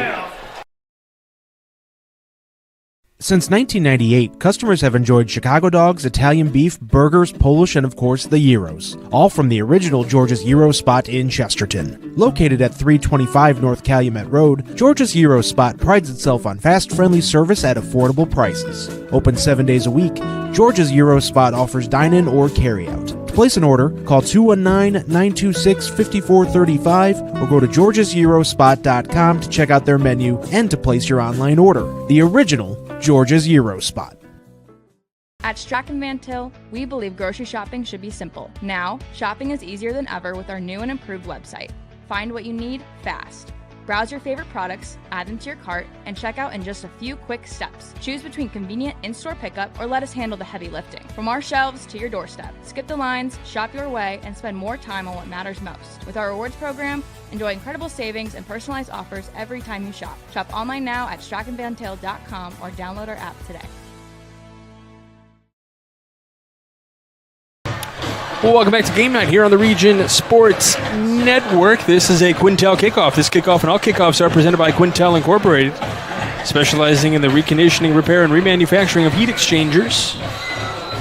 Well, we got a 5-point ball game, 30 seconds to go. We'll see what Chesterton can draw up here. Gonzalez was good with the extra point. Gonzalez looking to kick here. Question is it going to be anything returnable for Chesterton? And it's going to be picked up at the 15-yard line, out across the 35, and taken to about the 40. They may stop at the 39. No, they're going to give him to the 40. So not bad field position to start things up. You get a couple deep passes here with 23 seconds. Yeah, I mean, don't be shocked. Chesterton does have one timeout left. Don't be shocked if they decide to take a knee if they don't get anything off this play. They're probably going to try to air it out here. There we go. Boyd to shotgun. There's the play. 3 trips to the left, 1 to the near side. Boyd looking to pass. He throws it to Wish here on the near side and is tackled behind the line of scrimmage. He will lose 2 on the play. And the time is going to likely expire here with 9 seconds left to go in the half. So maybe weren't airing it out, but looking to try to just get something. And if they happen to get something, they would take it. But they were happy with just kind of basically doing what you said and taking a knee. So that'll be the half. It is a 19-14 lead for the Chesterton Trojans as we head into halftime. We'll step aside for a few minutes. You're watching Game Night of the Region Sports Network, the only game in town.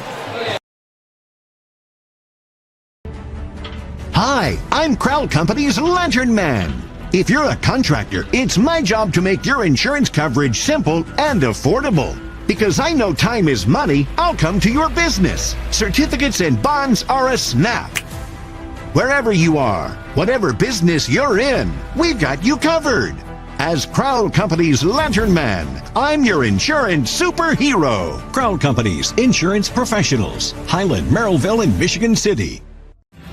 Thinking about what to do after high school? Consider a career with Boilermakers Local 374.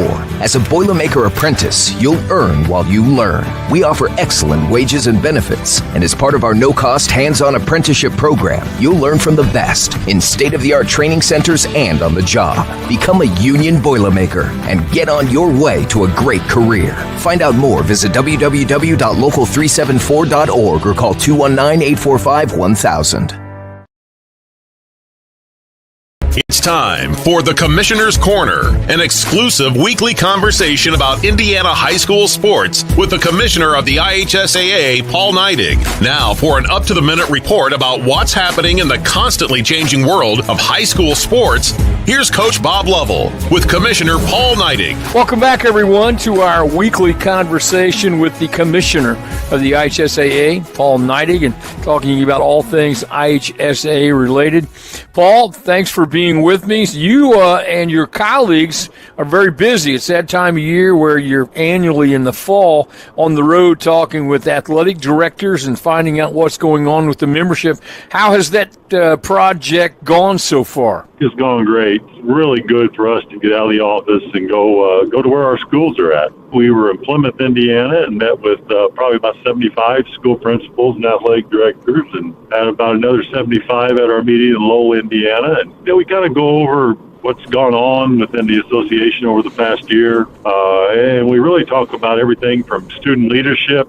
A lot of our principals bring students to these meetings, and we have a session just for student development and working on some leadership traits. Talk to our champions together and officials, and topic that's on everybody's mind these days, the athletic transfers. And so there's just a whole host of things that we go over in this meeting. But we also want to listen, having the opportunity to listen to our schools and understand what they need from us helps us also. I think it's interesting, too, that when you mentioned the one thing that's on the minds of a lot of people is this transfer situation. And, you've been involved in this for quite a while. And transfers, there have been transfers from day one, and now there's a more clear-cut way of doing it.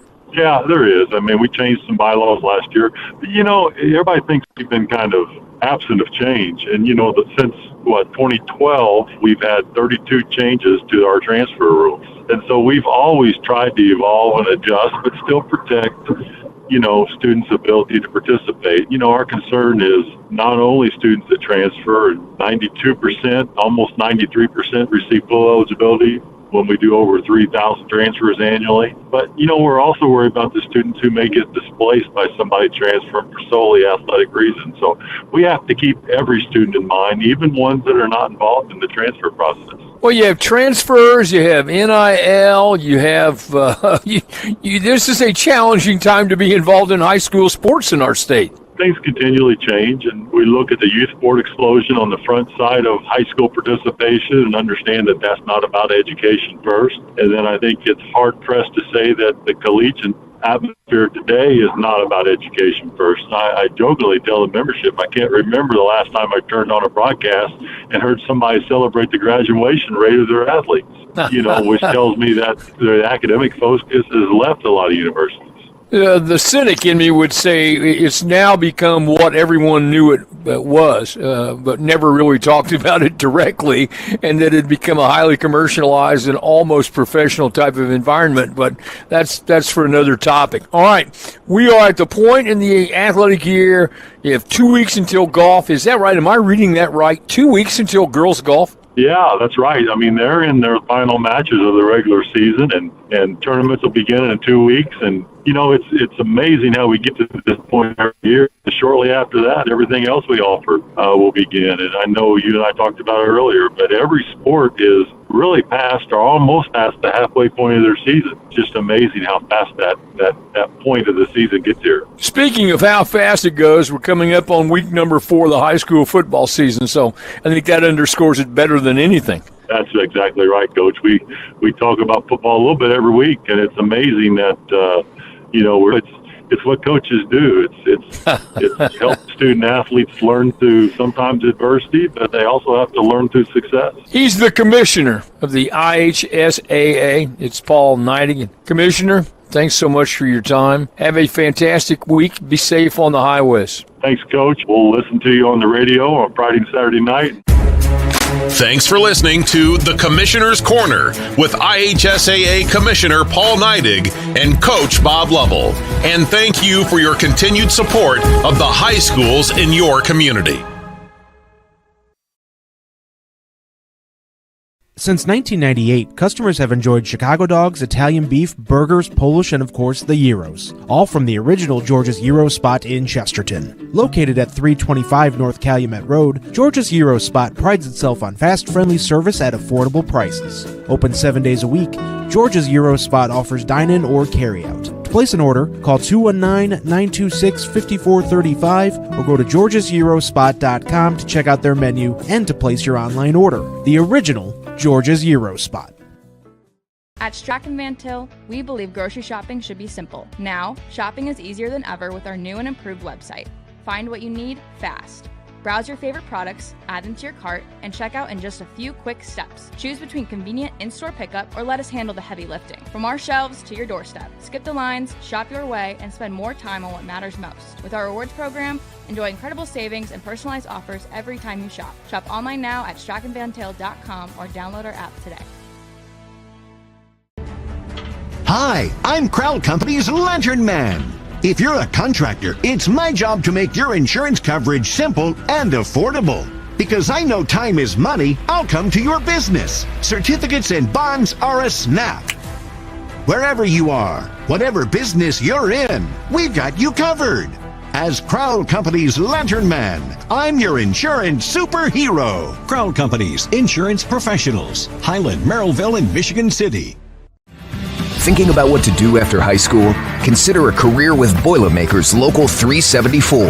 As a Boilermaker apprentice, you'll earn while you learn. We offer excellent wages and benefits, and as part of our no-cost hands-on apprenticeship program, you'll learn from the best in state-of-the-art training centers and on the job. Become a union Boilermaker and get on your way to a great career. Find out more, visit www.local374.org or call 219-845-1000. From lighting up Friday night football to powering the classrooms that shape the students of Lake County, IBEW Local 697 is proud to support our region's schools and the communities we call home. A career as a union electrician could be your next great move. Your next cap might be a hard hat. IBEW Local 697, powering futures, powering the region. Four Seasons Mechanical proudly serves Northwest Indiana, providing quality, reasonably priced, reliable service. With a quality and comfort guarantee, the professionals at Four Seasons Mechanical offer a wide range of services in heating, ventilation, and air conditioning. Whether it's residential or commercial, Four Seasons Mechanical is there 24/7. To find out more, the website is fourseasonsmechanical.com or give them a call at 219-756-7020. Four Seasons Mechanical, your indoor air quality specialist. Welcome back to Game Night here on the Region Sports Network. We got halftime here at Chesterton High School as they take on the LaPorte Slicers. And if you're a fan of the Trojans, the news is good. They're up by 5 here at the half. And, the way that things started, as whoever is our prom king and queen got a big ovation from the student section, so they're happy about the winner over there. It's homecoming night here at Chesterton. But the way this thing started, we were kind of thinking, 12-0 early on. This may turn into a blowout, and that is not what LaPorte had as an answer. No, I mean, again, LaPorte did a good job of having that short-term memory. You know, they had 2 huge mistakes to start the game, but then they turn around and they take advantage of, you know what, we're a team, we're a unit, we're still in this game. We're down 2 scores, but we can still win this game, and they've done a great job in that second quarter, especially of just maintaining, not turning the ball over. First quarter, you could almost say they had 2 turnovers with that punt over the head, or snap over the head, then you had a fumble right next offensive drive. However, offense has done a great job of just putting that behind them, special teams as well, and, just having that short-term memory, being able to bounce back. On the flip side, a team that doesn't turn the ball over a lot, we kind of had a little bit of a shock as they were trying to drive right before the end of the half, fumbling the ball. Yeah. And, LaPorte took advantage of that. You know, they ran the ball, I think, one time, and then it was all air raid from there. You know, they just let Penzel roll out. They let him do his thing. A couple wide receivers are open, and then you have that huge defensive pass interference downfield. And, I mean, that kept the drive going for them. So, you know, hats off to LaPorte for having that short-term memory, being able to bounce back, really. And then, you know, Chesterton, again, they've done a good job of sticking to what they know, sticking to the run game. Pass game's worked well for them, boom, on the flip side. Yeah. It kind of feels like a tale of two quarters just because of the fact that first quarter it was very run-heavy with Gouveia. Then the second half seemed to be a lot of passes with Boyd. That was kind of what was working, so they're going to stick with it. So, I mean, what are you going to work with when you come out? Are you going to try to go back to Gouveia to open up that passing game in the fourth quarter? We'll see how things go. I will say overall, I have been impressed with both quarterbacks, both Penzel and with Boyd, and their ability to keep calm under the pressure. There has been pressure. They've had to roll out of the pocket. They've had to make some deep passes. But you talk about, you know, LaPorte having that short memory. I think both these quarterbacks have the short memory as well, and they've been very poised in those pockets and just their abilities to do, you know, what they have to do in this game. Yeah, you know, it's hard as a quarterback, especially as a young quarterback. You know, I believe Boyd's a sophomore, if I remember correctly. Yep. Yeah, Boyd's a sophomore, so, you know, he's still really getting into this role of being the starting quarterback. Well, on the flip side, you got a senior in Penzel who's been here. He knows pressure is going to come. So both quarterbacks have done a great job of dealing with that pressure, not getting panicky, not throwing picks. And, I mean, again, they've done a good job. Penzel's done a good job of utilizing his legs to run out of the pocket, while Boyd has done a good job of making the play last longer. You know, we had that huge catch right before the faded fumble after the two big penalties as they were driving down the field. He did a great job of moving around the pocket, tight end set in the gap, just sat there patiently. And, again, the receivers have done a good job, too, of not necessarily trying to play street football out there. They're keeping their assignments. They're being patient. They're not necessarily trying to make a play happen. So, I mean, again, both sides, I mean, really, the fumble from Chesterton was a strip sack. Not a lot you can do there. Defensive lineman comes from behind you, strips the ball. With LaPorte, a little bit of a miscue on a handoff. So it's not necessarily mistakes where they're trying to force a play, more so play trying to start. Yeah. And, you know, just keep that up. Stop.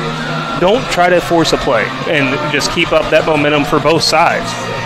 I mean, I think LaPorte gained a lot of momentum by driving down the field and scoring before the half.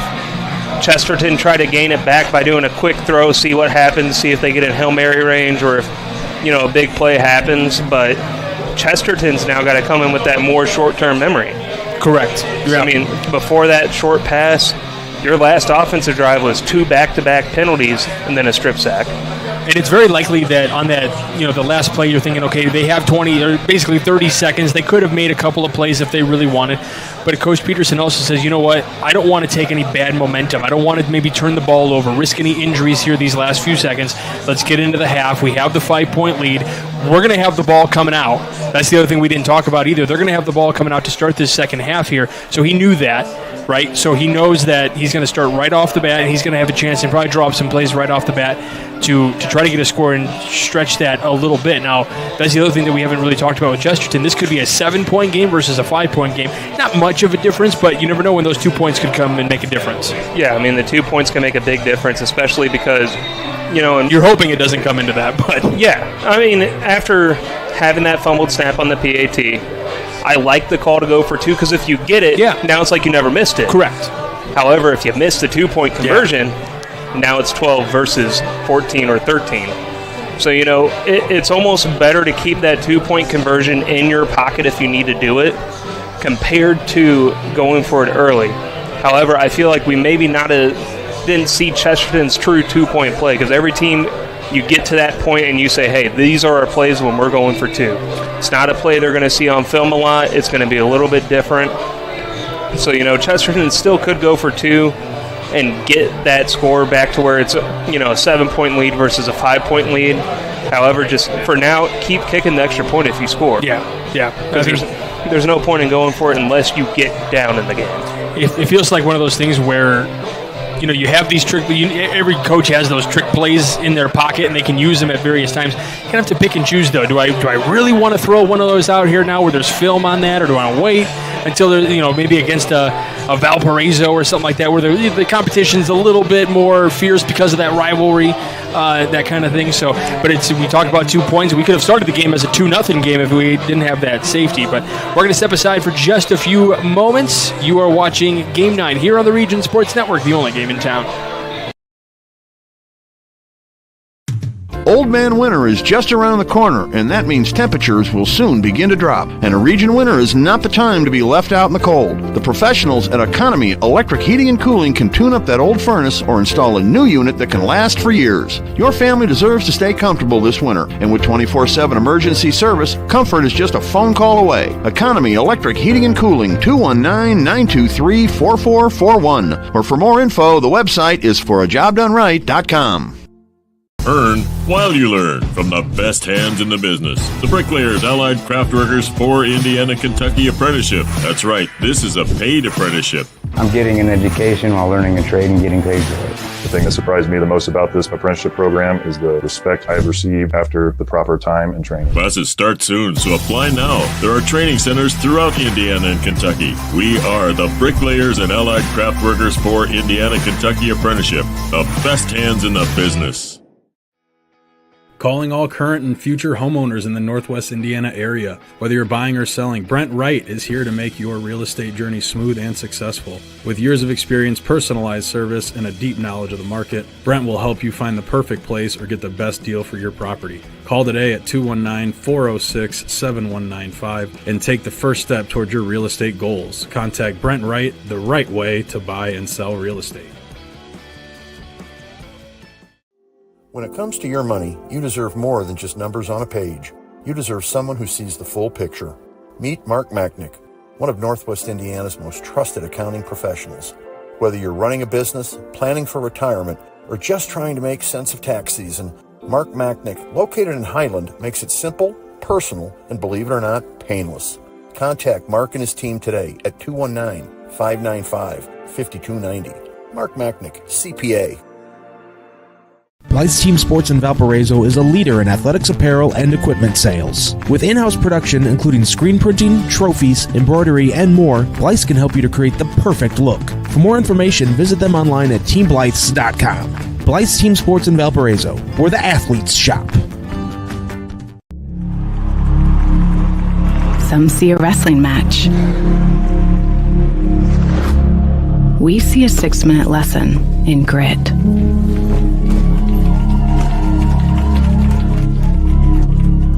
Some see a coach sending a runner home. We see a mentor guiding a student athlete into the future. Proud to keep education in front of athletics since 1903. And welcome back to Game Night here on the Region Sports Network. Be sure to stay connected with all things Region Sports by supporting and following us on social media. We're always active on YouTube, Facebook, Instagram, X, and online at regionsports.com. Celebrating over 25 years, we're proud to still be the only game in town. That's right, we are 25 years being the only game in town, and what a pleasure it's been. I think this is my 13th, 14th year working with the Region Sports Network, so it's only my second year, but feels like a lifetime though with you, Chris. You know, something we were kind of talking about during the break was, you know, in theory, what do you think would be different if LaPorte had given the safety compared to letting them score a 1-yard touchdown? Yeah, you wonder if coaches were kind of talking about that sense as that was that a mistake? Was that the right thing to do? That's instinct probably to come out of the end zone, right? You don't want to take your instinct is to not give up the points, but then you don't think about, okay, now we're giving it to them at the 1-yard line. Yeah, I mean, again, it's hard because let's say you give up the 2. This LaPorte defense has really shown out tonight. I mean, realistically, they've only given up 2 touchdowns, but one was off short field off the 1-yard line and one was a long drive. I mean, you have a fumble return for a touchdown, so let's say, in theory, you still get the fumble return for a touchdown, still have the safety. Essentially, this goes from a 5-point game to you're ahead right now almost. Yeah. And, I mean, it's a hard thing to, look back at film and, it's something that if this becomes a 2-point win, or not 2-point win, but if they end up winning, it's like, okay, it doesn't matter. But if they end up losing, it's like the what ifs. Yeah, absolutely. And the thing that we always have to keep in mind as well, and it's hard sometimes, we get so into sports.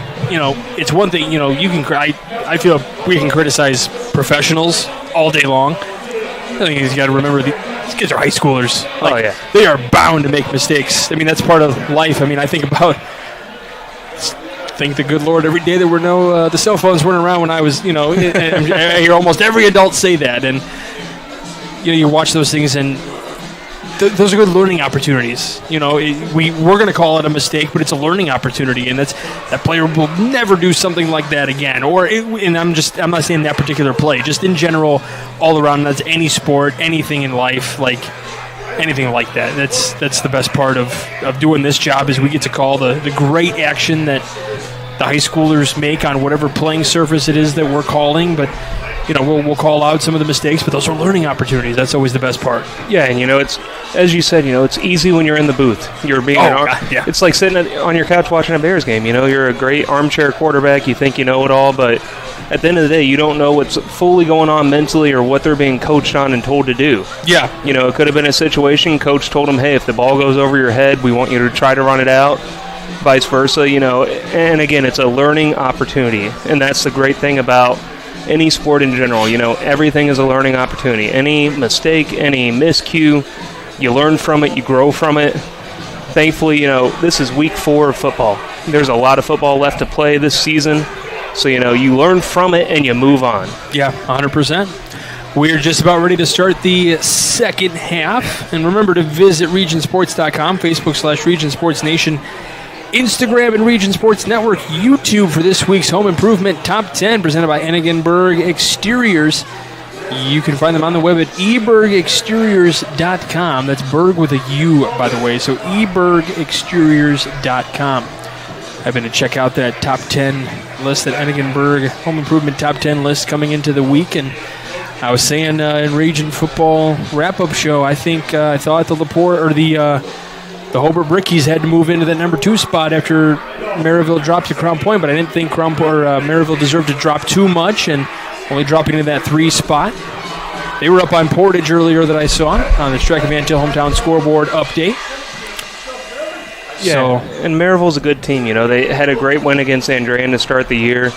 And, Crown Point's always going to be a tough team. We talked about it in the past 2-3 years. Crown Point's been one of the premier teams in the region when it comes to football. They've won, 30 straight regular season games going back to 2022 or something like that? I believe so. And I think I saw a stat yesterday that they only allowed maybe 14 or 18 points over 3 games at one point last year.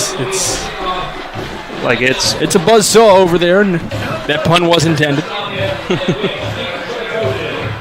Duneland's just a really hard conference, man. You got Maryville, Crown Point at the top. You still got Valpo in there as well. Okay, if you were to compare the DAC to a college conference, who would you compare it to? I know it's kind of hard to do. It's a tough question. Sorry. I would say almost the Big Ten. You still have your top teams, but any given Friday, just like any given Saturday, a underdog can come out and make it a game or win.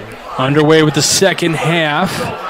Little cut to the right here. Going to pick up some yardage out across the 40, 45, up across the 50. And in with that return, it was Bradley Robinson. So up near midfield there. I had said that on the Region Football wrap-up show last week, that I thought kind of the DAC was very comparative to the Big Ten. And Mike DeWan kind of looked at me all funny. He goes, well, maybe the SEC. And I was like, I don't know. I think the Big Ten's a slightly better conference than the SEC. I think they're more bruisers, and that's how I view the Big Ten, bruisers. Big Ten football is known for defense. Lots of defense. That's true. And, when you go through the Big Ten schedule, it's, as you said earlier, it's almost a buzzsaw. At any given point, IU can rattle off a win. Purdue in the past has beaten Ohio State when they're number 2. Anything can happen. Well, Indiana beat Indiana State tonight 73-0, so there was some defense there tonight in the Big Ten. All right, start of the second half after the kickoff. Hand off to Govea, who runs up the middle out across the 45 up to the 44. So just like that, picking up 5 yards on the first run. They really like the orbit motion. It feels like almost every other play they're kind of running it. And, earlier we saw it where they did a play action to screen to it, got a nice little 10, 11-yard gain. And then you also turn around, too, and you can do a little counter sweep off it, get another 3 yards. But this time, just hand it off to Old Faithful and Guerrero, or in the running back, and just let him do his job. Feels like we have been calling his name for the last 10 years in his senior season now. Here's the pass out to the left. Picked up out across the 40. Wish. Or no, that was Rafin with the ball, sorry. Wish was in over there, but Rafin was the one with the catch. Up to the 40, so 3rd and 1 coming up here. Yeah, and there's that play action orbit screen, Again, they went to it earlier in the game, got a good gain. It seemed like they liked what they saw from that orbit motion, and they've kept it going so far in the second half. First 2 plays, orbit motion. Curious to see if they go 3 in a row or if they decide to just hand it off straight up the middle.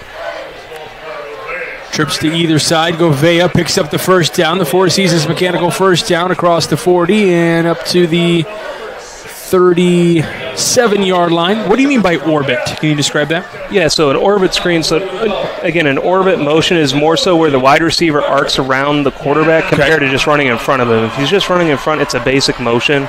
With that orbit, they're almost essentially, quarterbacks almost, the solar system, they're a planet going around. Gotcha. Just in case anyone at home wasn't familiar, help them out a little bit. So we always talking about those teachable moments. That's one of them right there. Four Seasons Mechanical first down, by the way. Brought to you by Four Seasons Mechanical in Maryville, your Northwest Indiana heating and air conditioning specialists. So first down here from the 36-yard line. Hand off to Govea again. Has to wait a second and then pushes his way through the pile up to the 32-yard line. It's just, it feels like that secondary motion for him all the time.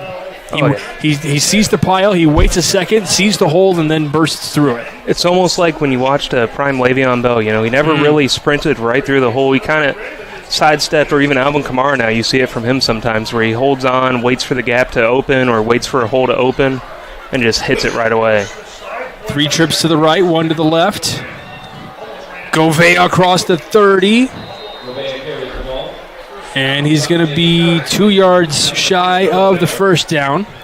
So 3rd and manageable, 3rd and 2 coming up here. And again, going to that weak side inside zone with the trips to the right, running it to the left. It catches the defense a little bit off guard because they're going to have more defenders on the right side. And it's one of those plays that either you're going to get some yards out of it or you're going to get hit right away in the backfield. Govea with it again, and he is stopped a yard shy of the first down. So 4th down and 1, and I'll ask you, are we in Four Seasons Mechanical 4-down territory here? Me personally, coming out in this second half, you've already got some momentum with the big return and you're driving the ball. I'm going for it, but it looks like they might have walked out the kicker. I do see Govea out there. Looks like they're going Wildcat. Yeah, they're going Wildcat here. They're going that weird Wildcat formation we saw earlier on the goal line. Yeah, with Westerland to his right. Here's the snap. And trying for that first down. Do they push it enough? It's going to be close. We'll see where they spot it. The far official looks like he's not there. It was Govea with the carry. We'll see. They might bring the chains out on it. They're probably going to have to bring the... It looks to be short. It appears to be short. We will see because the marker is on the 26-yard line.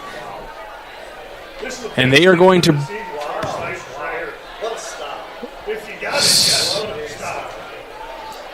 And something I liked from the defense there, too, the nose guard that was head up on the center, instead of really trying to get pressure, he almost kind of nosedived, making the center not be able to get to the second level or a guard get to the second level, so really blocked up the middle, let his linebackers come up.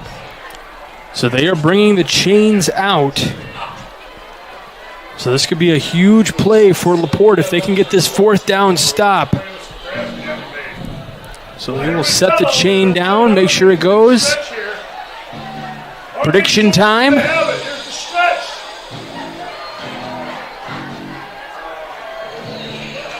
I don't see any index cards coming out. LaPorte saying it's short.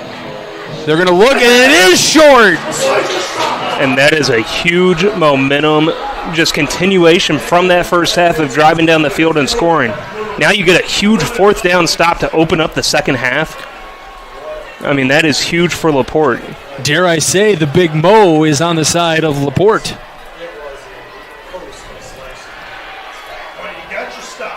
I don't know about you. I'm a big fan of the show The West Wing. I don't know. Do you watch that show? I have not. Okay, well, they talk about the big Mo in that show. There's actually somebody on, I don't remember which. Oh, it was on LaPorte's number 11. There's a kid named Jack Reese. There was a character in that show with that name. So I was hoping to call his name. You know, one thing I'm always curious about when you're 4th and 1, 4th and short, when you line up in shotgun or pistol or like a wildcat formation. Because, you know, and again, I know it's very common in the NFL, especially when you're playing the Eagles for the brotherly shove. But, I mean, QB sneaks, man, you got to love them. Pass going to be incomplete. Blash was the intended target on the first play of the second half for LaPorte. So we'll try second down and 10. Now we'll see if they're going pass here to start things up. Raymond was we talk about, for Govea it was a lot of the first quarter. Raymond was a lot of the first quarter as well. And then the second quarter was a lot of quarterbacks moving around and making time there. You know, he tried to force the ball into coverage, but, thankfully it was an incompletion compared to forcing it into triple coverage. Here comes Raymond with a penalty marker down. It looked like, I think that was 52.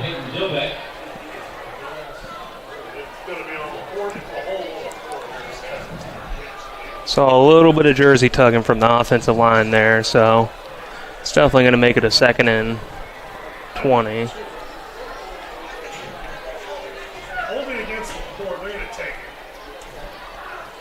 So waiting to see. I'm assuming they are taking the penalty.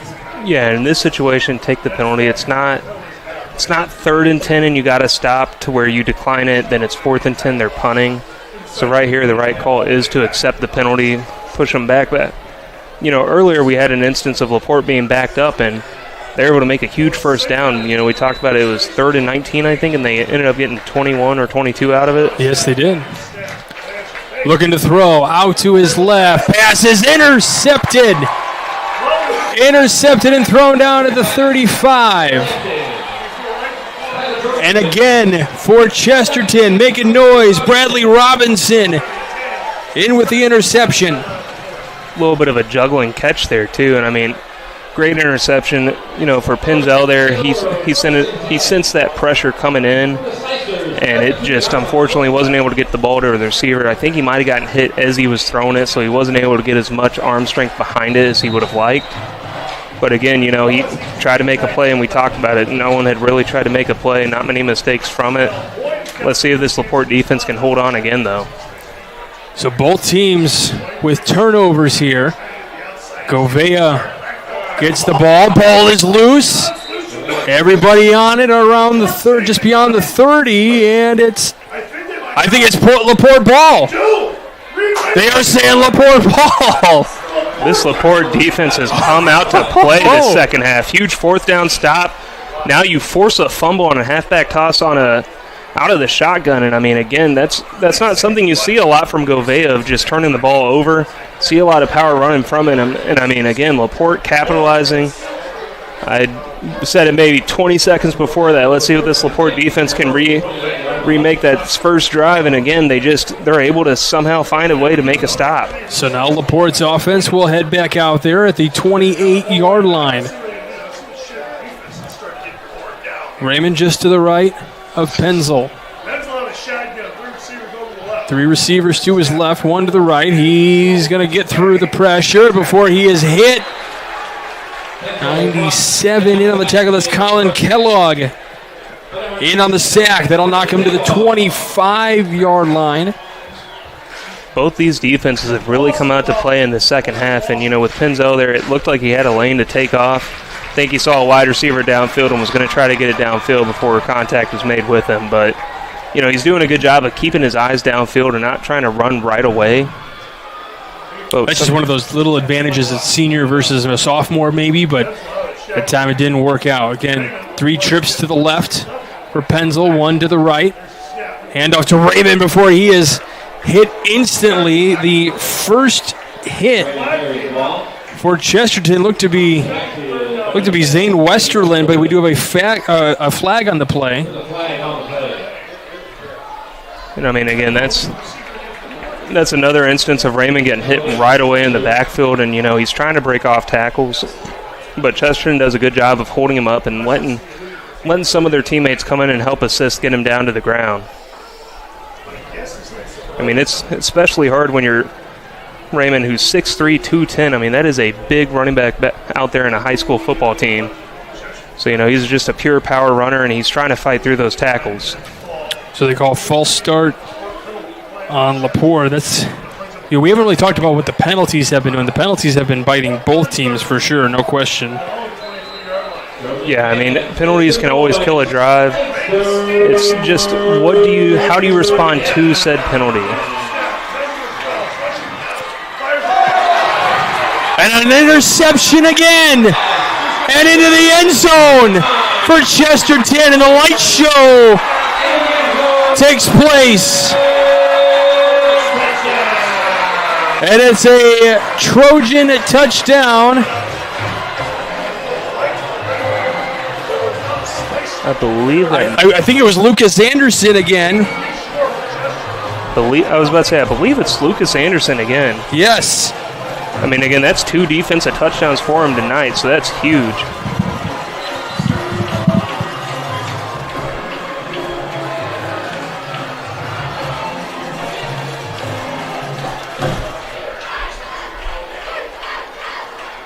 The really good thing there on that play was Lucas Anderson made sure to sit in his coverage, let the quarterback throw the ball.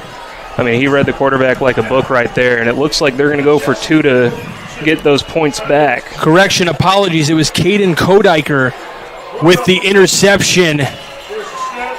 Going for the 2-point conversion. Govea into the end zone. And 2-point attempt is good. So it's Kodiker with the interception, and the light show begins here at Chesterton. It is 27-14, 6:31 to go in the third quarter. You're watching Game Night of the Region Sports Network, the only game in town. Since 1998, customers have enjoyed Chicago dogs, Italian beef, burgers, Polish, and of course the gyros, all from the original George's Gyro Spot in Chesterton. Located at 325 North Calumet Road, George's Gyro Spot prides itself on fast, friendly service at affordable prices. Open 7 days a week, George's Gyro Spot offers dine-in or carry-out. To place an order, call 219-926-5435 or go to georgesgyrospot.com to check out their menu and to place your online order. The original George's Gyro Spot. At Strachan Van Til, we believe grocery shopping should be simple. Now, shopping is easier than ever with our new and improved website. Find what you need fast. Browse your favorite products, add them to your cart, and check out in just a few quick steps. Choose between convenient in-store pickup or let us handle the heavy lifting. From our shelves to your doorstep. Skip the lines, shop your way, and spend more time on what matters most. With our rewards program, enjoy incredible savings and personalized offers every time you shop. Shop online now at strachanvantil.com or download our app today.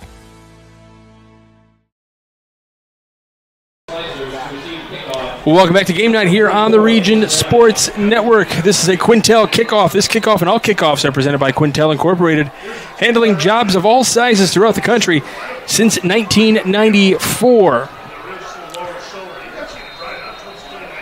So LaPorte will take back over here offensively. Now down 27-14. And the big thing for LaPorte, you got to have that short-term memory. You had 2 turnovers in 2 drives. And again, we talked about the passing game was working, but it seems like they kind of went away from the beginning of doing more rollout, letting the quarterback read the field and run.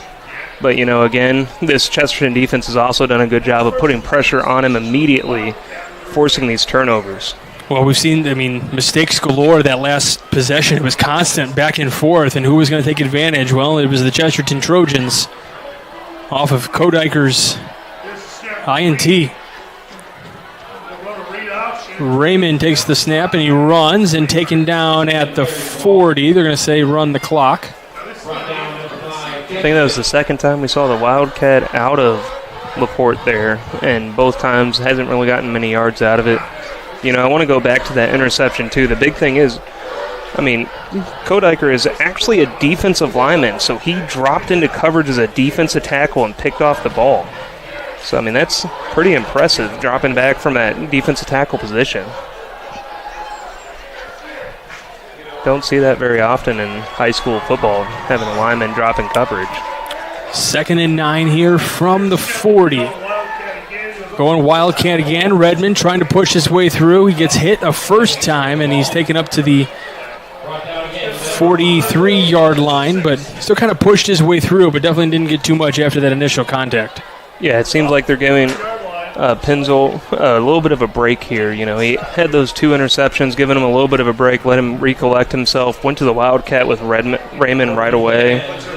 First one, no gain. Second one, 4-yard gain. So, again, you might see another run here. You might see a little bit of a play action or a rollout. 3rd down here. Penzel looking to throw, looks to his right, down the field. He's got Blash open, and it goes through the hands of Blash. Not sure if he had caught it, if he would have come down inbounds with it. It would have been close. But he was open. He had a little coverage on him, but just couldn't come down with it. Yeah, Penzel's throwing on the run there, so it makes it a little bit harder. You're not able to really get your feet set and throw the ball, but it's still a great throw. I think you're right. It would have been very close. That would have been up to the side judge to decide if they were going to call it in or out.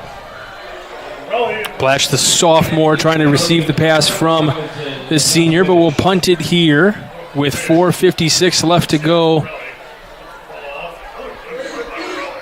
Wish is going to let it bounce around the 30, and it's going to take a roll out across the 30, and it's going to be marked down at about the 24-yard line, it looks like.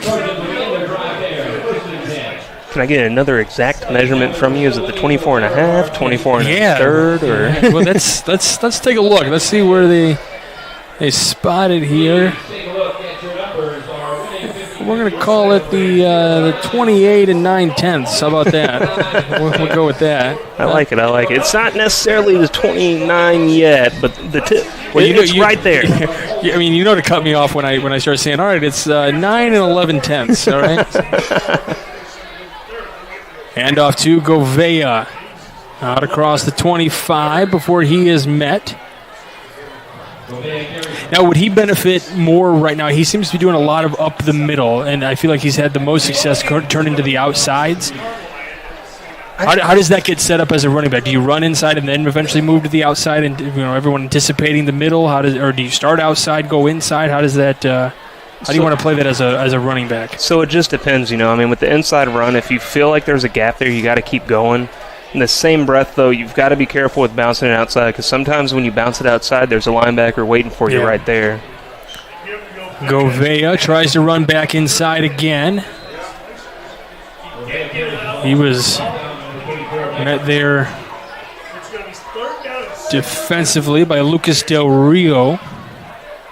This LaPorte defense has done a really great job of essentially having quick turnarounds, and not necessarily on this drive, it was more of a 3-and-out. They got not necessarily a break because they really haven't been on the field that much this second half.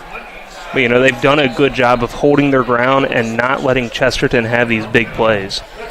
Timeout taken by Chesterton here with 3:34 left to go in the third quarter. We're running some replays there.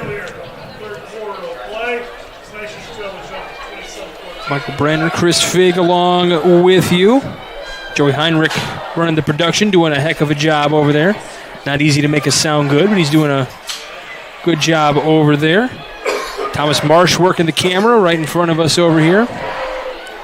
He can't really hear us, I don't think, but it would be hard to hear out there. I heard a good He's talking to somebody. He's talking to the fans. He's a man of the people. Fans have been loud and proud out here in Chesterton tonight. I mean, at one point a lot to cheer about. We heard a lot of cheering right before LaPorte was able to get a touchdown right before the second half. And, again, this is one of the things, if you're LaPorte, you kind of want to bring blitz here because it's 3rd and long, so you don't want to give the quarterback a lot of time to make a decision or throw the ball. But in the same breath, that can bite you. If they're doing a quick pass, and you're bringing the house, it's an easy first down. Well, this is potential for an IBEW Local 697 electrifying play right here. 3 trips to the right, 1 to the left. Boyd throwing up the middle, out across the 40. And that'll be a Four Seasons Mechanical first down at the 40-yard line. Really nice play drawn up there for Chesterton on 3rd down. Yeah, Bradford did a really good job there on the receiving end. Linebacker that was covering him started moving because he saw Boyd start moving around the pocket thinking he was going to take off, and Bradford did a good job of just sitting in his responsibility and waiting for the quarterback to see him open. Govea with it across the 40. He's definitely not getting those big runs anymore like we've been seeing, the 5+ yards. He's kind of just getting the 2s and 3s at this point, which if you're Chesterton with this lead, you're kind of okay with that, letting the clock wind down a little bit here. We kind of thought that might be how this game was played from the onset. Yeah, and the big thing is, that's a big penalty. Face mask on the defense, but the defense does have an advantage because, with Govea, he is a bruiser running back at 6'2", I believe 215, so he's a downhill runner. But the good news is they play against Raymond every day in practice, so they're used to that downhill bruiser of, hey, we're going to get hit.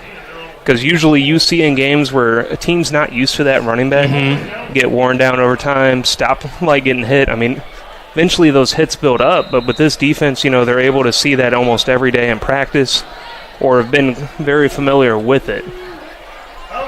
So now it is first and 10 on the 42. Handoff. Nope, it's a quarterback keep, Pass is incomplete to Wish from Boyd. I thought Govea had it, and all of a sudden he stopped, and tricked me. Yeah, that's a good call. You do play action. They're expecting you to run it. You've done a good job of running it. You're thinking, hey, they're going to think we're trying to bleed out the clock, trying to just end this game. And did a good job of taking advantage of the defense on that. Do we have a legal man downfield again for Chesterton? And I think Chesterton didn't even realize it. They're like, they were in the huddle, and they're like, there was a penalty again. I didn't even see the flag. I didn't even see the white hat make a motion. Well, I saw the white hat go over to one of the far officials, and then he tapped his head he tapped his hand on the top of his head. So I assume an ineligible receiver downfield, maybe. That's typically what it is with that, and it's kind of intriguing because it was almost a late call, and like you said, I didn't see a flag necessarily. Govea this time with a big run up ahead, up to the 40-yard line. So now it'll be 2nd down and 9. Second down and 9, because that was 1st and 15. So restarting that first down. So we've seen basically picking up that penalty yardage there. Yeah, and just a little bit more too. And we've seen Govea almost getting stopped every time running up the middle. That time he was able to get past that defensive line from Chesterton. They weren't able to necessarily stop him on that one. 2 receivers to the right, 1 went to the left. 1 looks like to be in blocking position here. He's going to roll out. Boyd looking to his right. He's going to throw that one over the head of his receiver, Wish. So 3rd down and 9 coming up here. And what are you drawing up? I can't really do play. You can try play action here, try to fool the defense. Because in reality, the defense is probably thinking, hey, you might try to run the ball. This might be 4th down territory if you get enough yards. In the same breath, if you don't get enough yards, kind of curious to see if they decide to punt it from there or if they try to take a delay of game, give their punter a little bit more room to work with to pin them back deeper.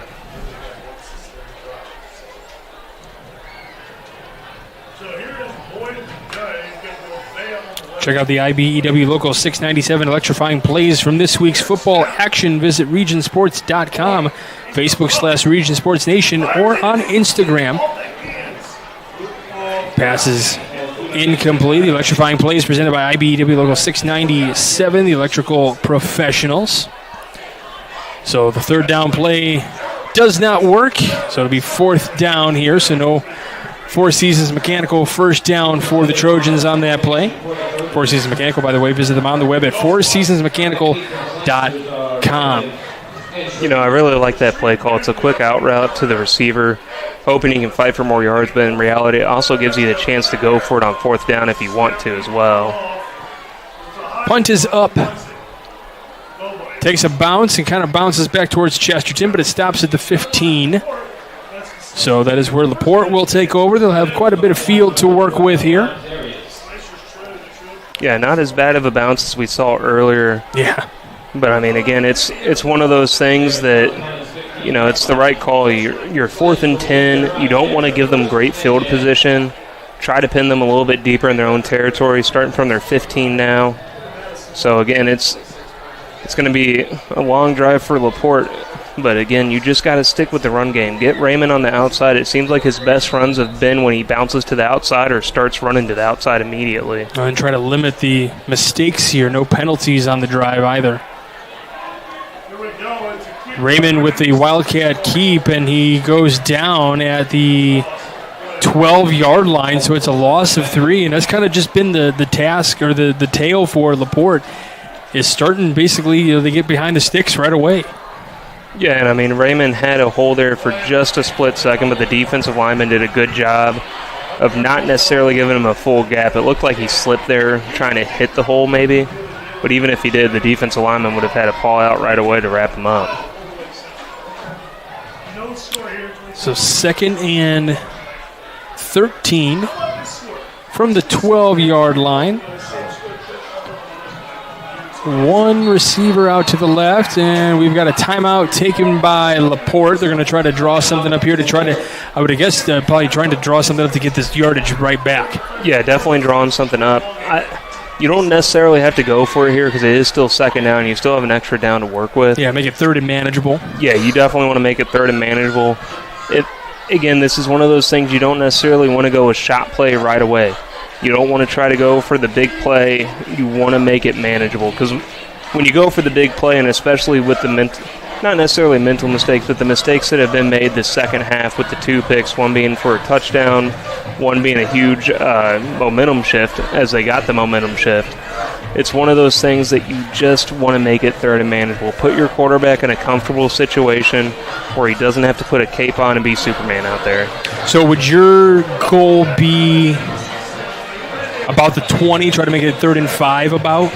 I say you want to get to about the 20, 21, make it 3rd and 5, 3rd and 4, because then it gives you 2 options. You can either try to run the ball at that point if you have faith in your offensive line and you have faith in the run game, or you can try to do a quick pass or a little quarterback keeper. Well, we'll find out what happens here. Penzel looking to his left, feels the pressure, rolls out to his right, throws it down the middle, and passes incomplete. It is off the hands of Matsky. He had it in the breadbasket, and just as he was trying to turn the body, it came out. I mean, he's made some really good throws tonight. It just seems like sometimes it's just miscues, you know, wide receiver not able to come down with the ball, and that's one that, you know, he's going to be hit or kicking himself for later because it was a huge play. It would have been a first down. He had quite a bit of yards left to run, too, because the defender was still about 1.5 yards away from him. So, you know, it's one that you kick yourself for later, but right now, you know, goal is to get to first down at this point. Well, it looks like they're going for it on 4th down, or at least trying to maybe draw it off sides if possible. Going for it on 4th down, so Four Seasons 4 down mechanical territory, and then tripped up at the 10 is Penzel. I believe that was still 3rd down. I'm sorry, 3rd down. Now it's 4th down. Excuse me. I'm sorry. No, you're good. We were just talking about getting a 4th and or a potential for a 4th and manageable. So, I mean, again, honestly, it's been a defensive battle this second half. Neither offense has really made a drive down the field. Both defenses have been coming out to play, and it's just offenses are still kicking a little bit of the rust off from halftime. Down to 10 seconds here on the play clock. Trying to get the set and the snap. Down to 2. They do. The kick is up, and before the quarter will come to an end, they'll take it at the 41-yard line. So Chesterton will go on the other side and start at the 41-yard line to start the fourth quarter on the other side of this break. You're watching Game Night here on the Region Sports Network, the only game in town. Hi, I'm Crowd Company's Lantern Man. If you're a contractor, it's my job to make your insurance coverage simple and affordable. Because I know time is money, I'll come to your business. Certificates and bonds are a snap. Wherever you are, whatever business you're in, we've got you covered. As Crowd Company's Lantern Man, I'm your insurance superhero. Crowd Companies, insurance professionals. Highland, Merrillville, and Michigan City. Thinking about what to do after high school? Consider a career with Boilermakers Local 374. As a Boilermaker apprentice, you'll earn while you learn. We offer excellent wages and benefits, and as part of our no-cost hands-on apprenticeship program, you'll learn from the best in state-of-the-art training centers and on the job. Become a union Boilermaker and get on your way to a great career. Find out more, visit www.local374.org or call 219-845-1000. Hey, welcome back to Game Night here on the Region Sports Network. Start of the fourth quarter here, Chesterton and LaPorte. Chesterton starting at the 41-yard line. They lead it 27-14. Here's the snap. Boyd hands it off to Govea. Govea out across the 40 up to the 38-yard line. So picks up 3 yards here on this play. That's kind of what we've seen so far here in this half. Govea has had a couple of instances where he's picked up 5 or more yards on the runs, but really it's kind of been limited to the 2s and 3s. And I think at this point in the game, Chesterton's okay with that as long as they just continue to move the ball. Yeah, you definitely just want to keep... At this point, you don't necessarily want to put the ball in the air because you don't want a turnover to happen, and the run game's been good, so just bleed the clock out. Second down here from the 38 again. Passes to Mokin, but Mokin can't pick it up. Now he picks it up, and we did hear some whistles, so play was stopped, so it's going to be ruled an incomplete pass, but I guess Mokin didn't hear any whistles, so he's like, well, I'll pick it up and see what I can do. Yeah, and it's one of those scary moments because it's, if you don't hear a whistle, you're like, oh, crap, or it's a fumble. I got to jump on it. Yeah, I got to get on it. But, again, they're going straight to that orbit screen. It seems like almost every drive this second half that at some point they go back to it because it's worked so well for them in this game. They're throwing T-shirts into the crowd. Do you think anybody's got an arm to get it up here? I mean, I know we got a window in front of us, but I think you can make the catch. I'm not worried about my catching ability. I'm worried about the throwing the ability. As Govea gets up to the 35-yard line, so it's going to be... Looks like Chesterton's considered going for it. 4th down and 3 here. I think they're going to go for it. Or at least maybe try to draw the defense offside to get a penalty to try to pick up the first down that way. We'll see. You got time.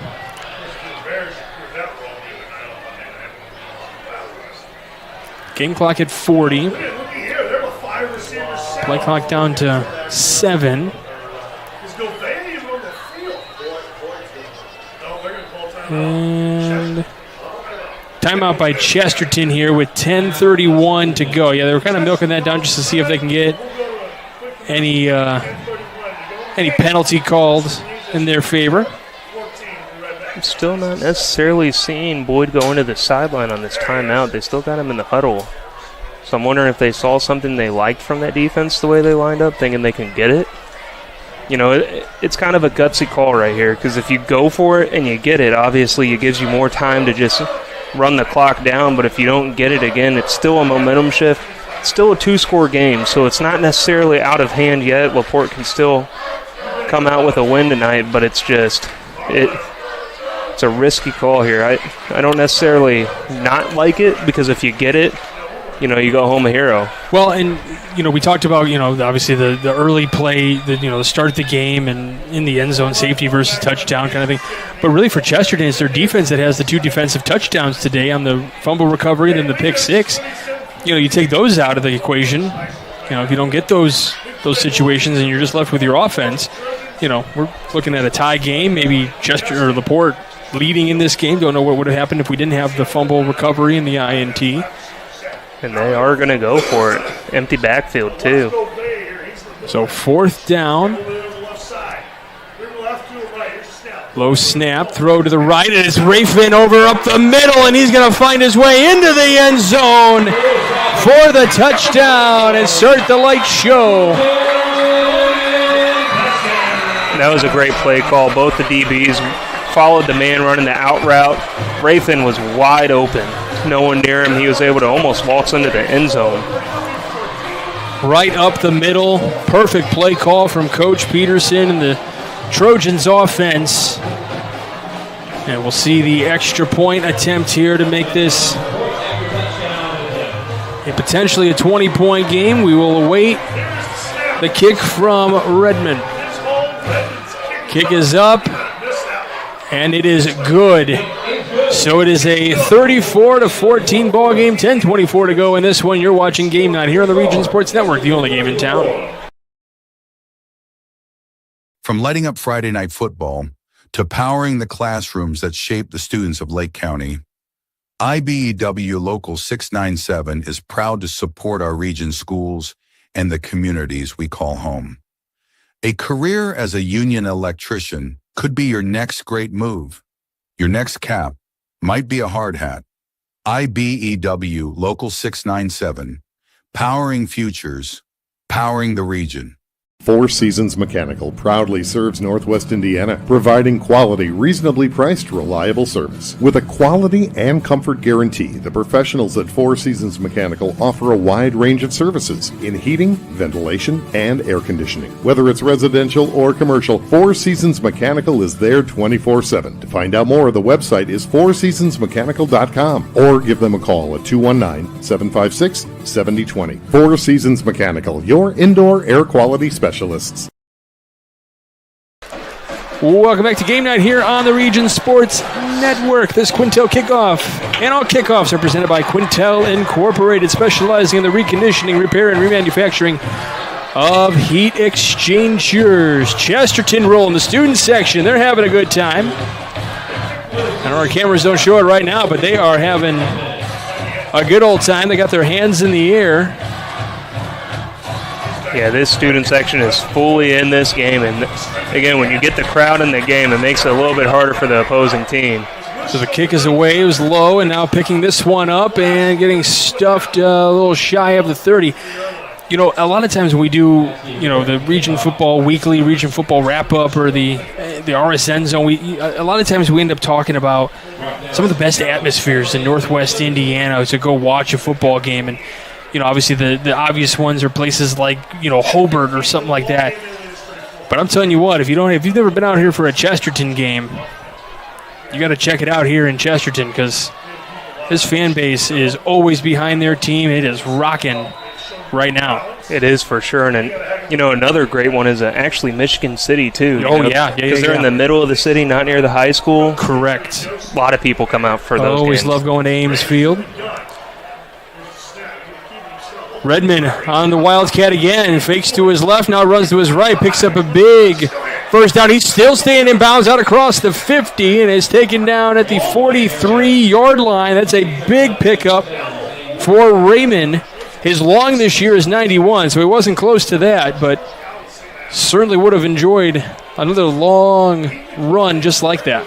Yeah, you know, it's his longest run of the night, and it's a nice little misdirection. You fake the handoff, act like you're going to run left, and then you just turn around real quick, run right. He followed his blockers, and he was able to get some big yards, breaking some tackles, going down. Thought he was going to get pushed out of bounds for a second, and he kept his feet, kept going.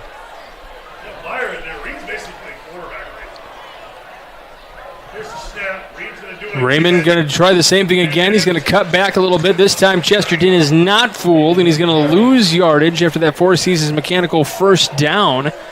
Four Seasons Mechanical in Maryville. Visit them on the web at fourseasonsmechanical.com. But again, this is the same, unfortunately for LaPorte, it's the same situation we've been talking about. You know, they had a nice run, and now they got to start second down behind the sticks again.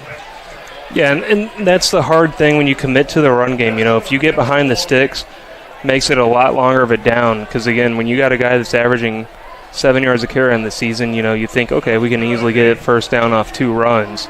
But, again, when you're starting at Now you're looking at 2nd and 14. Penzel looking to throw. He's got somebody open downfield. It was Blash again. I mean, Penzel's done a good job of, like I said, keeping his eyes downfield, trying to get a ball down there. It's just, unfortunately, some miscues and some miscommunication down there. Not necessarily able to get a lot of completions there.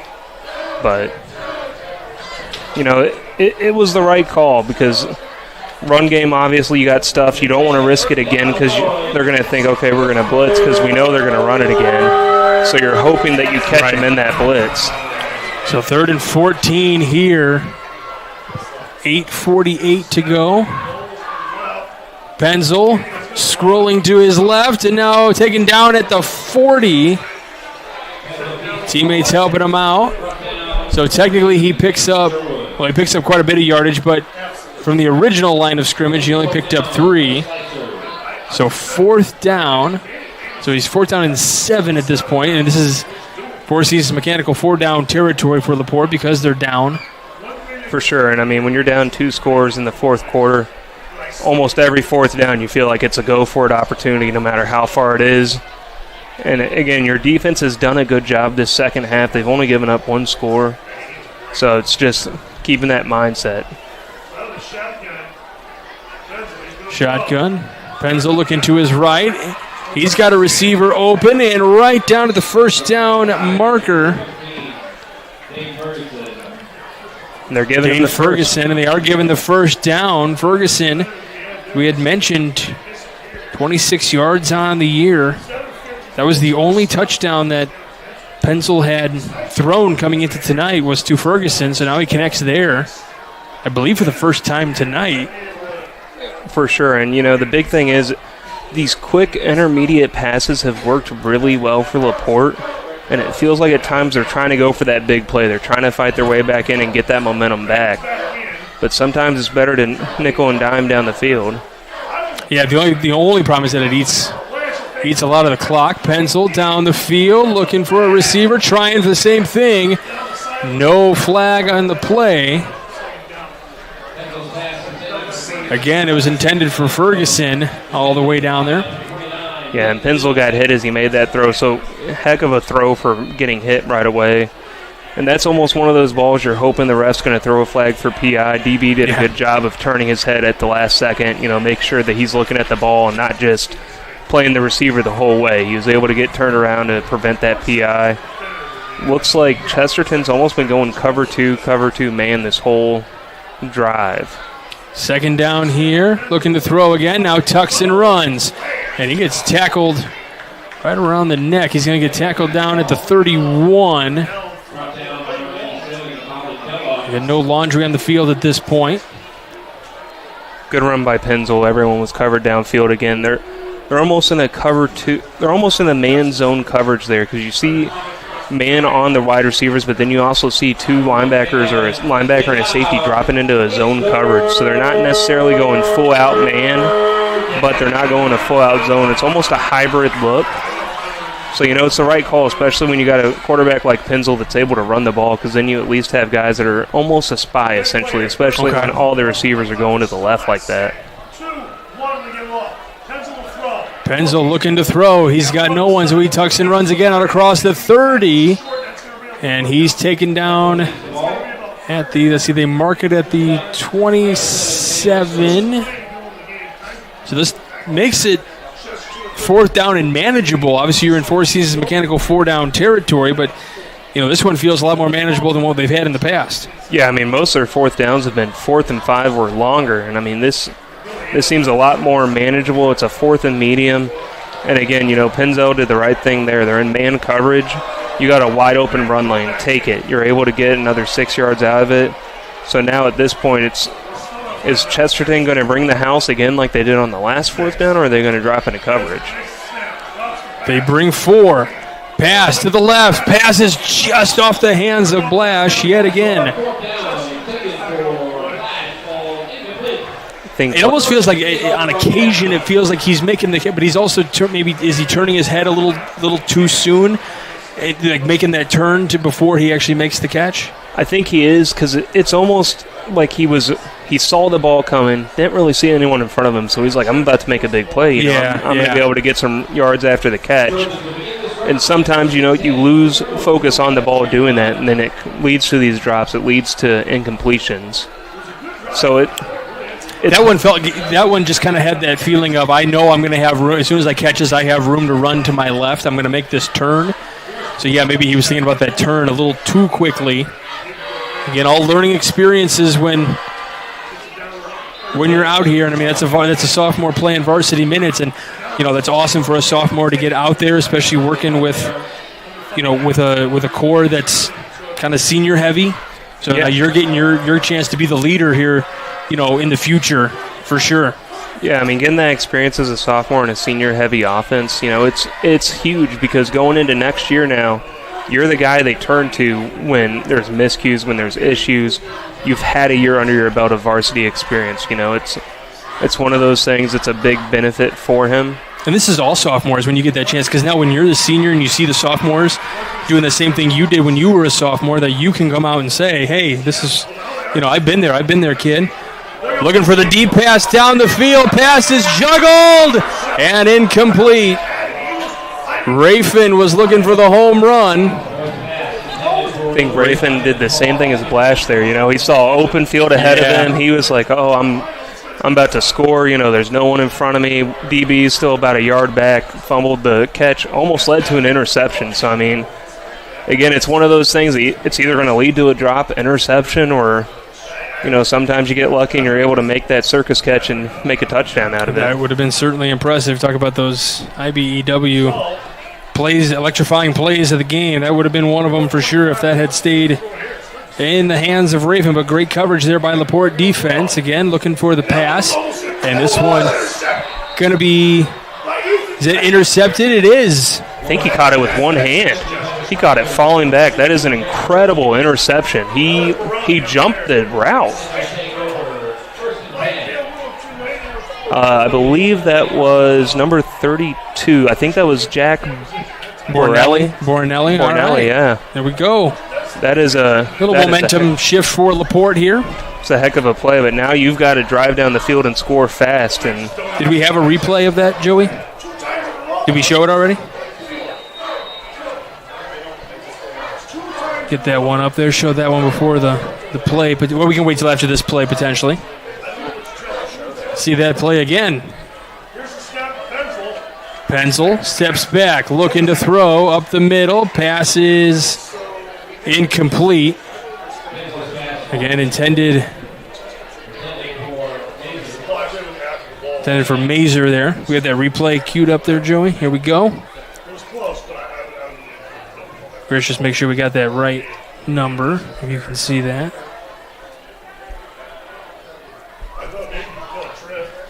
Yep, we did. Nice job by you. That was a prayer. That was even me with the binoculars. Didn't even get to see the number properly. My contacts worked for once tonight. Hey, so look at that. So Bornelli with the INT. We've seen 3 so far here tonight. Still 4:30 left to go in this one. Benzel looking to throw, runs out to his right now before he's taken down.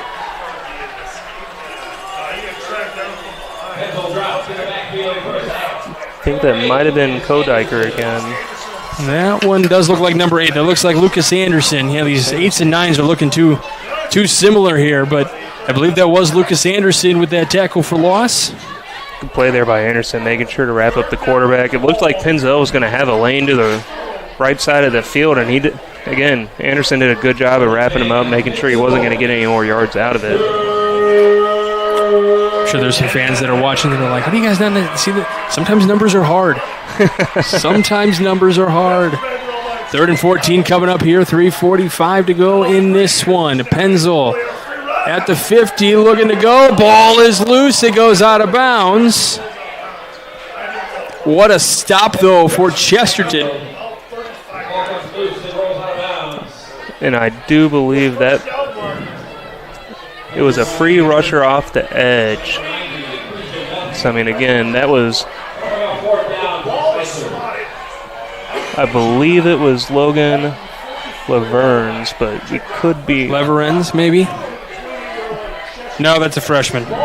Maybe I thought I saw 98. I could be wrong on that. Again, numbers are hard. It might have been Anderson again, or I think it was Anderson or Kodiker there. Okay. I thought I saw it was a single two numbers digit. on it. Maybe I was looking at the different guy. Penzel looking again here, and he is swarmed down again.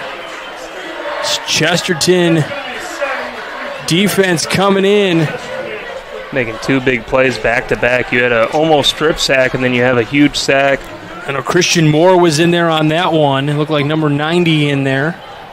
I mean, this has truly been a defensive battle in the second half. Outside of that one score from Chesterton, these defenses have both come out and made some really big plays when it matters. You've had the pick six from Kodiker, and then you've also got two huge back-to-back sacks there, one of them almost leading to a fumble. And then that incredible diving catch, or a diving interception, too. Well, when you talk about, trying to compare, if you were to compare this, this DAC to a college team, we said the Big Ten, all about defenses. Well, that's what's been stepping up big time. I mean, we've seen the offensive plays. There's no question. Handoff here. The give this time is to Max Sofen. Looks like they put Sofen. I think they put in, it looks like number 12 at quarterback? Yeah, I'm going to wait for him to stand up here. Number 10, which is Declan Mayer. So Declan Mayer in at quarterback. So 3 minutes left to go. You got a 20-point lead. Don't need to potentially risk any hurt, any injuries to Boyd here. And then, you talk about, Mayer out here getting an opportunity to play this time as a junior. So give on the near side here. Still not going down. Still trying to fight for that yardage. Sofen doing a nice job, not going down. Still making all of basically the entire defense for LaPorte to take him down.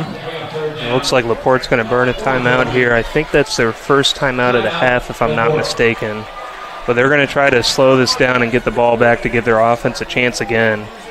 But, I mean, you're seeing hard running from Sofen, too. I mean, again, you've had some really good runs from Govea. And, I mean, he's been a power runner. It looks like they've got another power runner in Sofen. And this is a good time. Like you said, you're up by 10. You don't necessarily want to get your starters hurt during conference play right now.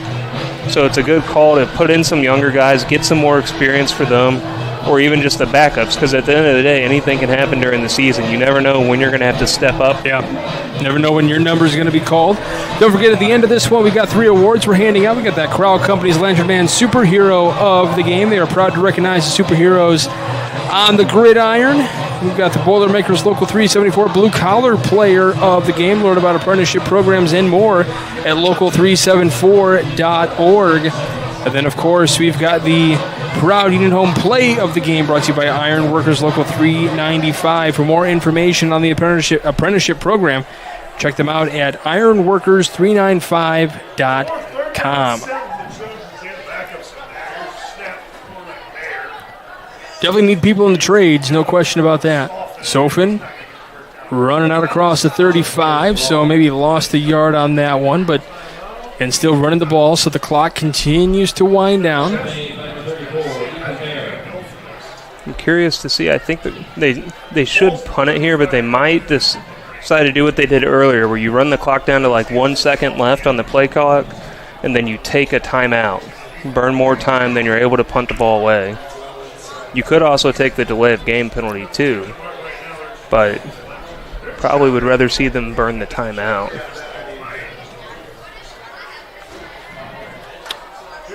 Play clock down to 10. Quarterback punt. Don't see that often. And this one is going to bounce and roll out of bounds at the 3-yard line. Little coffin corner there from Mayer stepping in as essentially a backup punter at that point. Yeah. I think I've only seen that one other time, and I believe it was Tom Brady at one point on the Patriots punted the ball. But I mean, the guy can do everything, right? Yeah. He's the goat for a reason. Yep, that's exactly what I was thinking. But you've been working together too long. But I mean, again, eventually we're going to finish each other's sentences. Oh man, we did it. I almost said sandwiches. I do like those. Well, they hooked us up here in Chesterton with the pizza and everything as well. So Valpo usually has the sandwiches. So Penzel in his own end zone, hands off to, see, that is not Raymond. That is Bryce Jones, it looked like, on the run there. With $1:20 left to go. Yeah, it looks Chris, like, I'm gonna. Sorry, I don't mean to cut you off. Would you? Do you have reward winners on hand by chance, or? I believe I do. All right, we can go ahead and start naming those a little early if you'd like. I'm ready when you are. We'll make sure, give everybody their due credit here. As another run ahead here out to about the 20-yard line. Look like Bryce Jones in there again. Yeah, and again, I think LaPorte's doing the same thing as Chesterton at this point, getting some of those backups some reps right now. I think, down 20 with under a minute to play, there's not going to really be a comeback chance at this point. So, it's one of those things, let's get our backups some reps. Still a long season ahead. Don't want to have any starters get hurt. So I like the call. We can go ahead and name our Crow Company's Lantern Man superhero of the game. Pass is caught on the far side of the field. Nice play. Matsky over there on the other side of the field. Good catch by Matsky and a great run after the catch, too, there. So the clock will stop for momentarily to get the first down marker done. So our Crow Company's Lantern Man superhero of the game. They have offices open 9 to 7 Monday through Friday and Saturdays until 2 in Highland, Maryville, and Michigan City. I think I'm going to give player of the game to Hunter Boyd tonight. He's got 2 passing touchdowns. I mean, he did a good job. He had a pick later in the game, but, he fumbled it earlier. He did a great job of bouncing back from that in this second half. Didn't really get an opportunity in the first half after the fumble to bounce back. But, again, he's had 2 passing touchdowns tonight. Did a great job of just maintaining drives and making sure the ball is getting down the field.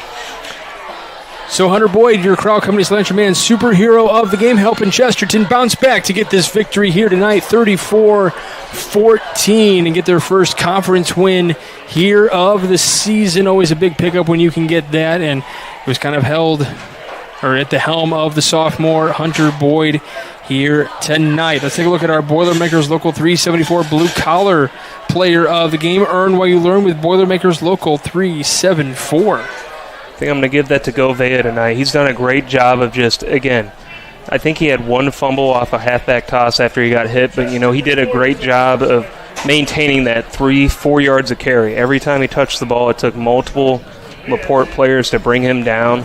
So he did a great job. Scored the first touchdown to start off the game, but, he even had a nice little slant pass catch earlier in the game, too. So he's done a great job of just being that backbone of the offense and making sure that, again, drives are being sustained, clock's running down, and just not trying to make the superhero play and fight for more yards, going down when he needed to, but also making that secondary, getting past that first line of contact.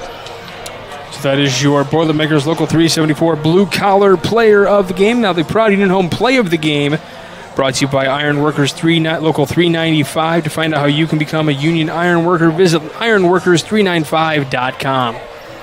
I'm split between 2 plays on this. You've got the Caden Kodiker interception for a touchdown to start out the second half with your defense. And, that was a huge interception because it really built momentum because you didn't really see either offenses driving.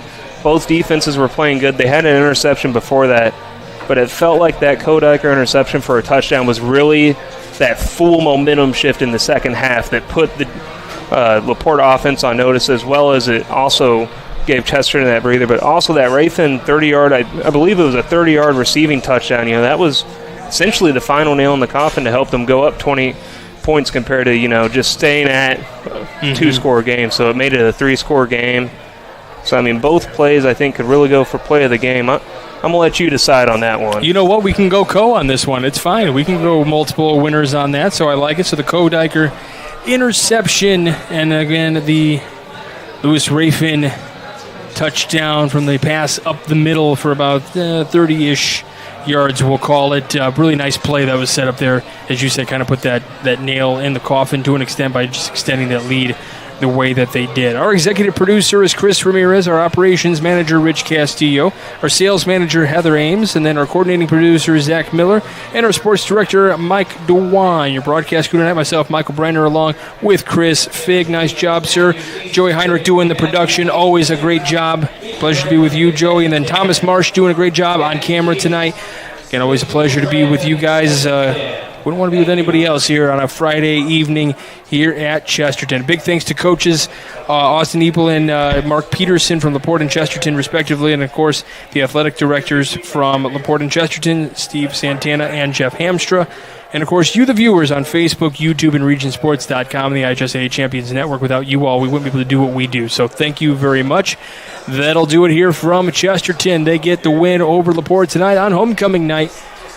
You've been watching the Region Sports Network, the only game in town.